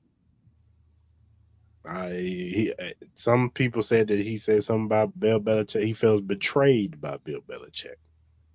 So that's one of the jobs that wanted to hire him. He didn't get it, obviously. And there were some people inside the organization that didn't want him either. And then there was a report, so also the Commanders was all hot on this trail. Robert Kraft also debunked that one. What are your thoughts? Look, if this is real, I think that's dirty. I think that's dirty. That's dirty work, man. For real. Like, no matter how the relationship may have ended, at the end of the day, Bill Belichick gave you all them Super Bowls, bro. You know what I mean? And for you to sit here and deny him, and you talking to other owners, and you talking down on him, talking shit about him, just so he doesn't get another job, it's kind of crazy to me. Y'all moved on. It's over. That relationship is done. The history that you guys created is a one of one. Even with all the controversies and all that, you guys built a dynasty that no one may hit in a long, long time, maybe ever. So, I have my personal feelings about Belichick. We kind of talked about it earlier today about how I think, in some sense, I think he's a little overhyped as far as like greatest coach of all time, because I think Tom Brady had a lot to do with that. And that's a different discussion to be in. But at the end of the day, you got to put some respect on his name. Them championships are in his resume. So for you to do some dirty work for him trying to get the Falcons job and any other type of job, and you talking to these earners behind his back, it's just dirty work, man. I think it's corny. Like, you should just leave him be. And, if they want to hire him, let him hire him. You know what I mean? Don't deny him of having access to get another job, because it seems like he still wants to coach. So yeah, Robert Kraft got to get an L on that one. That's crazy. Yeah, that's messed up, man. Bill Belichick deserves better than that, man. And like you said, they've gone their separate ways. You've hired Gerard Mayo. I'm not a big Patriot guy, but I hope Gerard Mayo much success, because I want to see all black coaches, succeed in this league. And why not let Bill? And he's going to the NFC. You're barely gonna play him unless he's on the schedule. So who cares? Just let him rock. Like, what are we doing? Like, if he coaches back, and word was Bill Belichick was willing to give up the whole GM stuff and just be a head coach. So, like, it's crazy to me, bro. Like, that's just bad. That's just bad vibes, man. That's just like that shit gonna bite you in your ass, man. I always believe in karma, man. Like, just don't do shit like that. No matter how the relationship ends, man. You don't want to. That's dirty work, man. Just don't do it. Well, do you think he gets a job next year? I think he does. I think there's some options out there. Obviously, there's a couple coaches in the hot seat. Obviously, you got the Cowboys situation, you got the Eagles situation. There was a report saying that he is interested in the Eagles job. And countless other jobs that will get open. There's always about 7 to 8 jobs that always get open at the end of the year. So, I think he has a really good shot. I think he does. I think he does. Sure. What about you? Yeah, I think he gets the Dallas job or the Eagles job next year. Mm-hmm. I think he gets one of those jobs. One of the two jobs. That's where I think he goes next year. Hey, don't sleep on that Bears job either. Maybe. Don't sleep on that Bears one. All right, man. You wanted to play this? One gotta go. Yeah, man. So I just play a little game. End the night with, man. So I try to, I try to make a list of a whole bunch of stuff. One gotta go. So it's either one or the other. You ready to go? Let's get it. All right, man. So first one, Boys in the Hood or Menace to Society? One gotta go. Menace to Society gotta go. Menace to Society gotta go. All right, next one, DMX or Tupac? One gotta go. Why you gotta do that, man? Erase them from history. One gotta go. Why you gotta do that, man?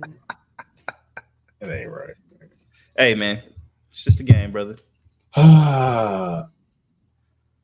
Don't kill me on this, but West Coast people, Tupac's gotta go. Tupac gotta go. Okay.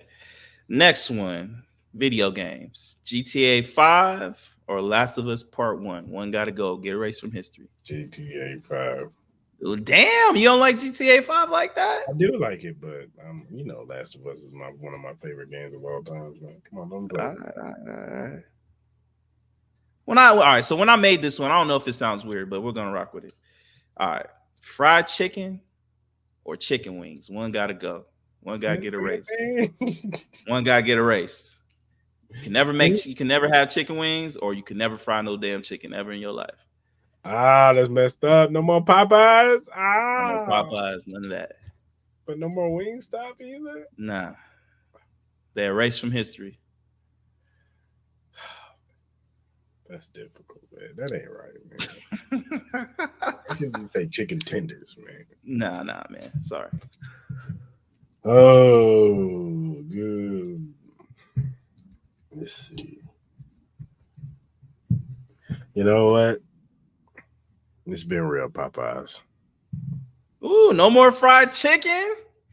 Wow, you got rid of the fried chicken. Why the fried chicken? Why the wings over the fried chicken? Because I just love wings, man. Love wings. I feel you, brother. I feel you. Them wings. Get a 20-piece. I feel you. Yeah, man. The Wingstop be hit. I ain't gonna lie. But the ranch, I like blue cheese too. I do like blue cheese.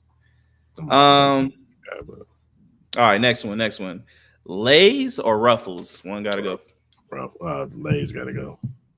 Lay's gotta go. Yeah, Ruffles the shit. Ruffles the shit. All right, next one.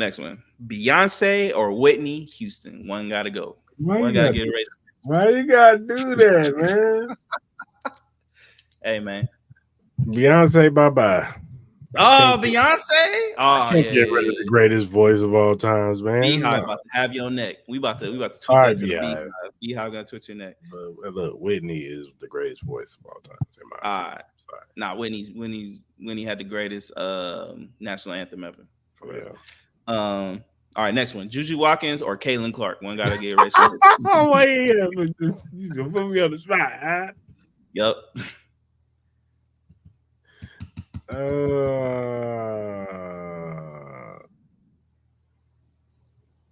think you gotta do that, man.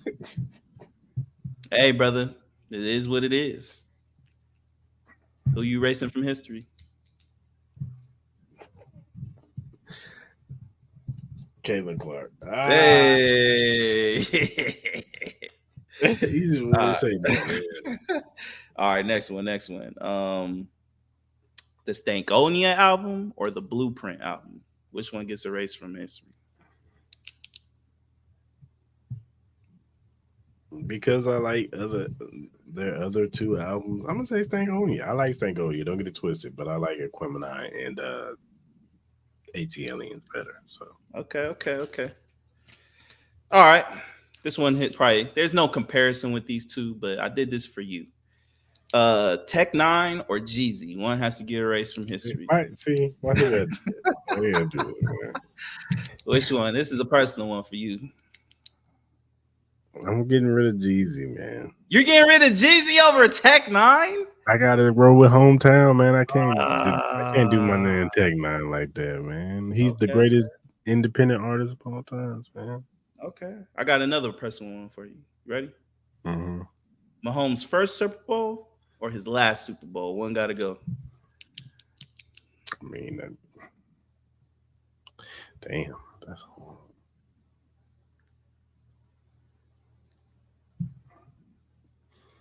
Maybe his first one because what happened afterwards. Mm-hmm. Like they really couldn't celebrate it because of COVID. So it was kind of weird. You know what I'm saying? Like, because the first two, and then also that year, I was going through some things that year. You know what I'm saying? Yeah. So it was just kind of like, even though the Chiefs was kind of like, kind of a space away from all the shit that was going on in my life at that time, like, when I would watch the Chiefs that season, it was like everything was like gone, and I was just like, I clicked. And then once the game was over, I was back in the bullshit. Yeah. But so yeah, you can get rid of the first one. First Super Bowl. Okay, I respect that. All right, next one: Xbox or PlayStation? One got to get erased. I mean, Xbox got to go. Oh, Xbox. Okay. All right, next one. The Rock or Stone Cold Steve Austin? Stone Cold Steve Austin. Damn, quick too, huh? You know, I'm a Rock fan. That's my guy. He's the greatest of all time to me. All right, next one. Def Comedy Jam or In Living Color? I know why you're saying hate it because of the Xbox.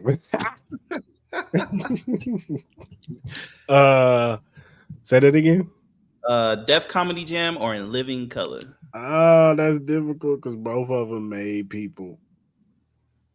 If we don't get Def Comedy Jam, I don't think we get Martin Show. You don't get In Living Color. You don't get the Wayans. We don't get the Wayans. We don't get Jamie Foxx. You don't get Jim Carrey. Jim Carrey either. But you also get to erase J-Lo.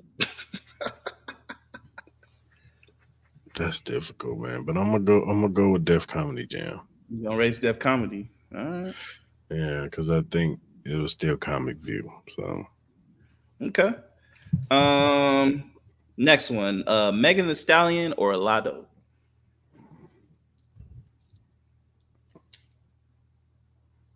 Lotto. Lotto? Getting rid of Lotto? Yeah. Okay. All right, next one. Aaron Rodgers or Drew Brees? Drew Brees. Get rid of Drew Brees. All right. All right, next one. Monica or Brandy? Brandy. Oh, Brandy got to go. You don't like Brandy? You don't like Moesha? That's crazy. I love Moesha, but I like Monica better. Okay. Let's see how many you got. Two more. Last two. Oh no, my bad. Three. Teddy Pendergrass or Marvin Gaye? Teddy P. Damn, you gotta get rid of Teddy P so quick. That's Marvin, man. All right, next one. Michael Jackson or Prince? Prince. Man, I was a Michael Jackson fan, man. Don't do that. Purple Rain? Oh, that's crazy. Man, off the wall, Thriller. All right, last one. Bad. Come on. Last one. One gotta go. Patrick Mahomes or Andy Reid? Why you gotta do that, man? That ain't. Last one. Who gotta go? Who you gotta erase from history? I'm not erasing neither one. I'm copping out. Nah, you gotta answer, brother. Sorry. Don't work like that.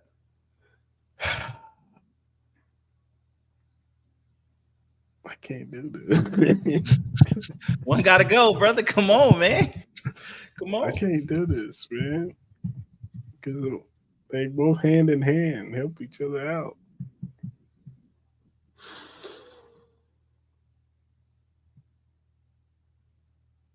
I'm gonna say Andy Reid. Andy Reid. Why you choose Andy Reid? Because, man, Patrick Mahomes, that talent, get the right coach, he still could win. Okay. Well, that's the first edition of One Gotta Go. I told you this wasn't gonna be hard for me, man. Hey, man. Hey, we're gonna get the beehive on you for sure. We getting the beehive on you. That ain't right, man.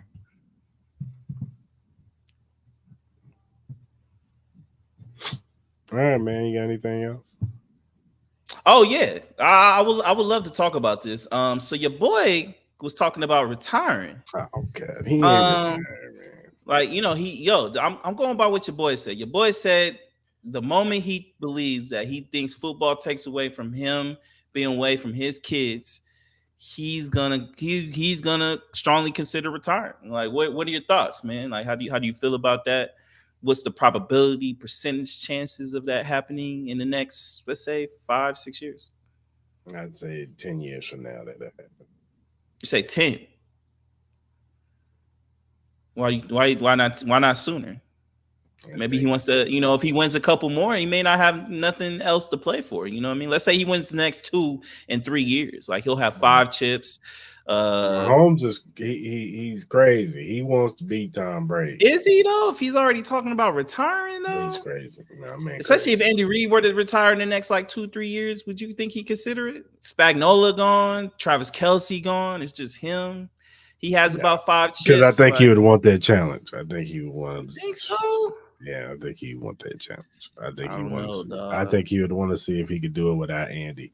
And if he does, because look, we all know that Mahomes is great, and we all feel like Mahomes is the best quarterback in the league. But let's just be real. Just like they were when Tyreek Hill got traded. They was like, oh, he ain't got Tyreek Hill. What's going to happen when Travis Kelce retires? Oh, he ain't got a safety blanket in Travis Kelce. Yeah. Andy Reid retires. Oh, he ain't got Andy Reid calling plays no more. That's what they're going to say. They're going to wait for the other shoe to drop when them two leave. They've been waiting for They've been waiting for the other shoe to drop since he got drafted. Hey man, let's kick Patrick Mahomes the fuck out of here. Retire, my guy. Your kids, yo, man, your kids, man. You know you gonna miss. You gonna miss, man. You gonna miss all the time. You gonna miss the first words, the first steps.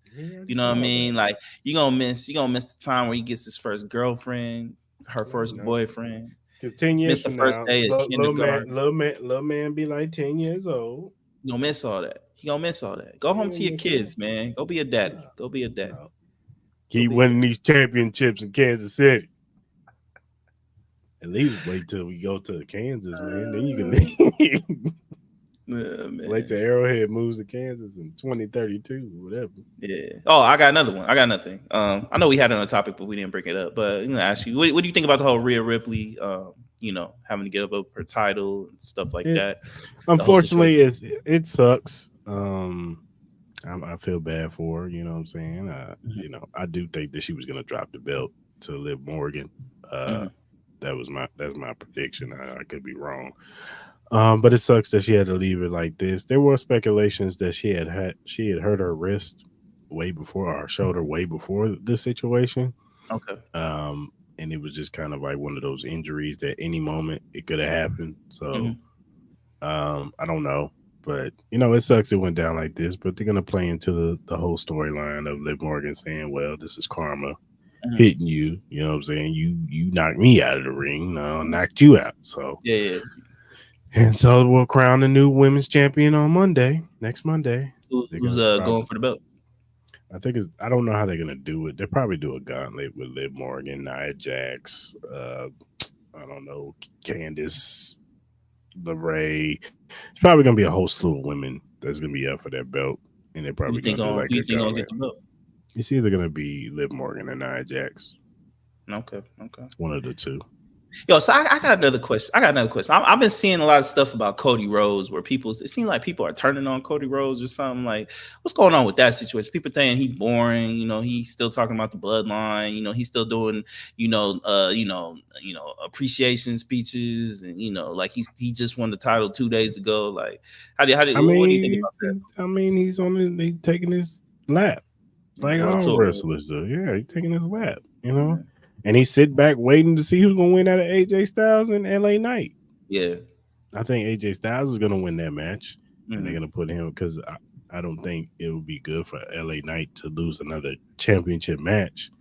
AJ Styles, he's already well established. He's going to be a Hall of Famer one day. So he could lose to Cody and be cool. And still put on a good feud. And I think it'll be a feud for a little while, because I think the chapter with him and the bloodline is clearly over for right now. I think they want to push him towards other feuds, and that's smart. They should do that, because I think the bloodline thing is going to kind of be in-house, where it's going to be bloodline versus bloodline eventually. But I don't think Cody look, he's an acquired taste. That's what happened to him in AEW. They turned on him in AEW. That's why he left. Because they turned on him at AEW and a little bit of it is his fault, because he tried to do the whole USA versus England. He fought this dude named Anthony Ogogo, black dude. He was an old boxer who got hurt, but he turned wrestler. And he was the heel. Of course, Cody was the baby face. And Cody refused, because he had a chance to, if he had turned heel in AEW, they would have loved him. But because he wouldn't turn heel, they started booing him.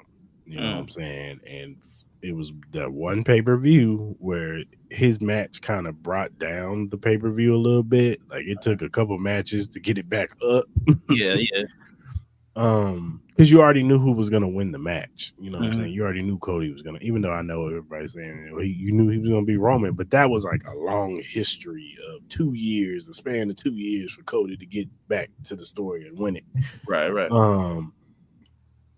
I don't think he's born. I just think he's an acquired taste. You know what I'm saying? Like, if either you like Cody or you don't. You know what I'm saying? He's not like the Rock or Stone Cold. No, he's not that. You know what I'm saying? He's an acquired taste. He's over. There's people that love Cody. You know what I'm saying? And then there are people that don't like him. You know what I'm saying? I know a few of my homies that don't really care for Cody Rhodes, Okay. and I think a lot of people remember the humbling beginnings of Cody Rhodes. Because look, I'm gonna be real with you. To this day, I'm still surprised that Cody has got to this point. Like when he first started out, I thought he was trash. I thought he was terrible. He was not that good. Matter of fact, when he was tag teaming with Ted DiBiase's son, I thought Ted DiBiase's son was gonna be what Cody Rhodes is right now. Like that dude had it all. He had the charisma, he had the mic skills, he was dope in the ring. Like I thought he was gonna be that guy to propel himself into superstardom, but it never, came to fruition. And he had his, issues with alcohol and all that stuff. But yeah, I'm still surprised. And shout out to Cody, man. He left WWE, went to New Japan, made something of himself, built his character up. Went to where else did he go? I think he went to TNA for a little bit. Went to a few other spots, and he was part of the Bullet Club, which is a big faction, out of WWE. AJ Styles started it. Finn Balor, Finn Balor's the one who started it. AJ Styles took it somewhere, and then the Kenny Omegas and the Young Bucks and all them took it somewhere. So, yeah, shout out to Cody, man. He built himself up to be a superstar that he is, and he deserves it, man. And like I said, he deserves to be champion. I think he's gonna be champion for a minute, so get comfortable.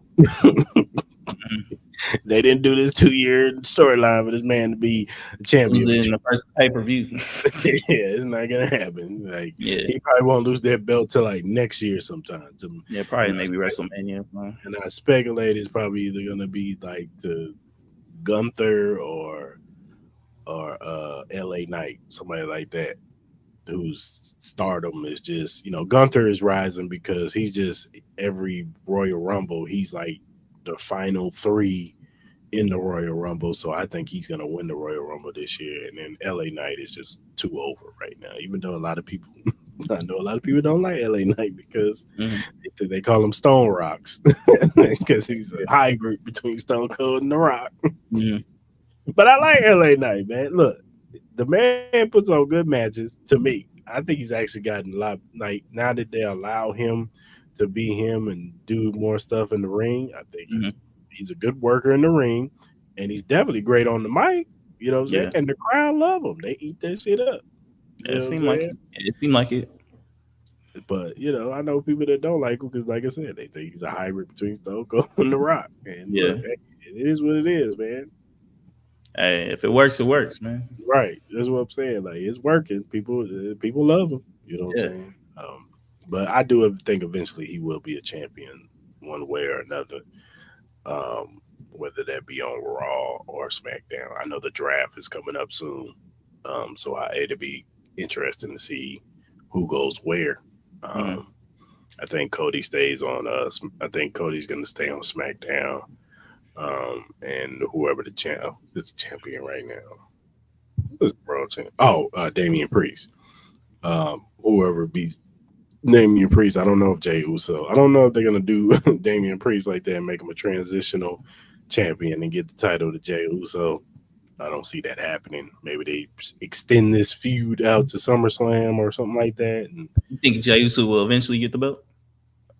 Yeah, he's over. Everybody likes Jey Uso. You can't keep calling the main event Jey Uso. He ain't got no damn championship. Nah, I feel you on that. Yeah, you can't keep calling this man main event Jey Uso. He ain't won nothing. Like he's got to win something. Like so, we'll see. For sure. Also, AEW pay-per-view on Sunday. AEW Dynasty. You know what I'm saying? It should be a good pay-per-view. Gonna get the first black AEW world champion. Yeah, he used to be a football player, right? Who? The guy that's fighting for the belt or something like that. Who? I could have swore I saw him on like ESPN talking or something like that. Oh, you talking about Trick Williams? That's Trick Williams. Oh, that's NXT. Gotcha. No, AEW. Swerve. He was with NXT for a minute. And he was actually a star. He was up and coming, but Vince fucked all that up. Tried to put the other dude in his crew, tried to make him the leader, and that failed royally. Mhm. So he ever since he's been to AEW, man, he's been a star, and now he's about to get. I think he should get, he should get the belt. He deserves it. Swerve is a star, and he also, he has a big following too. And he brought Rick Ross on AEW. He's brought some people on AEW. You know what I'm Okay, saying? cool. So yeah, and there's some other good matches on there. Right, Will Ospreay, which if you've never seen a Will Ospreay match, you gotta go watch. Go on YouTube and just type in Will Ospreay, and that dude is amazing. Stuff he can do. And him against Bryan Danielson is going to be a dope match. The Young Bucks versus FTR. That's going to be a cooler match. That's a storyline there. This is their fourth match. Going against each other. Who else? Oh, Tony Storm versus Thunder Rosa is going to be a good match. Willow versus Julia Hart for the TBS Championship is going to be a good match. Plus, whoever wins that match faces Sasha Banks, Mercedes Monday now at pay-per-view that's going to be out here. What's it called? Double or Nothing. May 26th is going to be at T-Mobile. So it's going to be a good match. And there's some few other matches. Okada versus Pac. That's going to be a banger right there. Pac is my guy. I always work with Pac. But yeah, it's going to be a good pay-per-view, man. And, I'm excited for it. You going to go to the pay-per-view? I wish I could, but I'll be working. What day is it on? Sunday? Is it on Sunday or something? If I had some points, I'd go. But I feel it. I can't go. No, that's what's up. I have to. No, should be good. Be a good weekend, man. Good weekend. For sure. All right, man. Shout out. Glitch Energy Drink. Yes, sir. Shout out to Glitch, man. They've been messing with us for a long time, man. Glitch Energy Drink offers a wide range of delicious flavors to suit everyone's taste preferences, whether in the fruity flavors like Maui Punch, Cherry Bomb, Blue Smurf, or grenades. There's something for everyone. Glitch Energy Drink Glitch Energy Drink is not only great for gamers and workout warriors, but also for everyday people who simply need a boost of energy. It's a healthy choice that you can feel good about. You can find more information and purchase Glitch Energy Drink at glitchenergy.com. Remember to use promo code Cris and Mal to get 10% off your purchase and to start enjoying these great, delicious, energizing drinks. So shout out to Glitch. Make sure y'all use that promo code. Yeah, for sure. All right. Whatever streaming platform you use to listen to your podcast, Cris and Mal podcast is available, whether it be Spotify, Apple, Google, Amazon, iHeartRadio, whatever you use to listen to your streaming platform, the Cris and Mal podcast is available. Also, if you're first time watching on YouTube, hit that subscribe button, hit that like button, hit that notification button. So when we go live on Mondays at 12 p.m. Pacific Standard Time and Wednesdays 9 to 9:30, usually depending on how we feel. Wednesday nights Pacific Standard Time. You can tap into the comment section, talk about these topics with us. We want you guys to be a part of this podcast just as much as we are. We want you to interact with us, give us your feelings, get the pulse of the people, how they feel about some of these topics that we talk about. So go ahead and subscribe. Yeah, please do.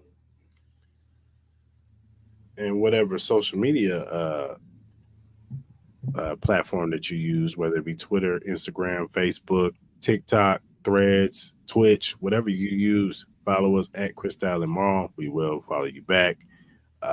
Like we said, we're just some regular guys that like to talk sports, music, things that are going on in pop culture, whatever, real life stuff. If you have a real life topic, if you have a critique, a feedback, question, a topic you want us to bring up, hit us up. You could DM us, you could email us, whatever you prefer. Hit us up. And if we like the question or the topic, we will bring it up on the show and we will shout you out on the show. What I'm saying? Because like I said, we want y'all to be a part of this podcast just as much as we are. We want to interact with you guys and give y'all the best content that we can give y'all on this podcast. So, you could continue to watch. So, all right, good people. Until Monday, We out.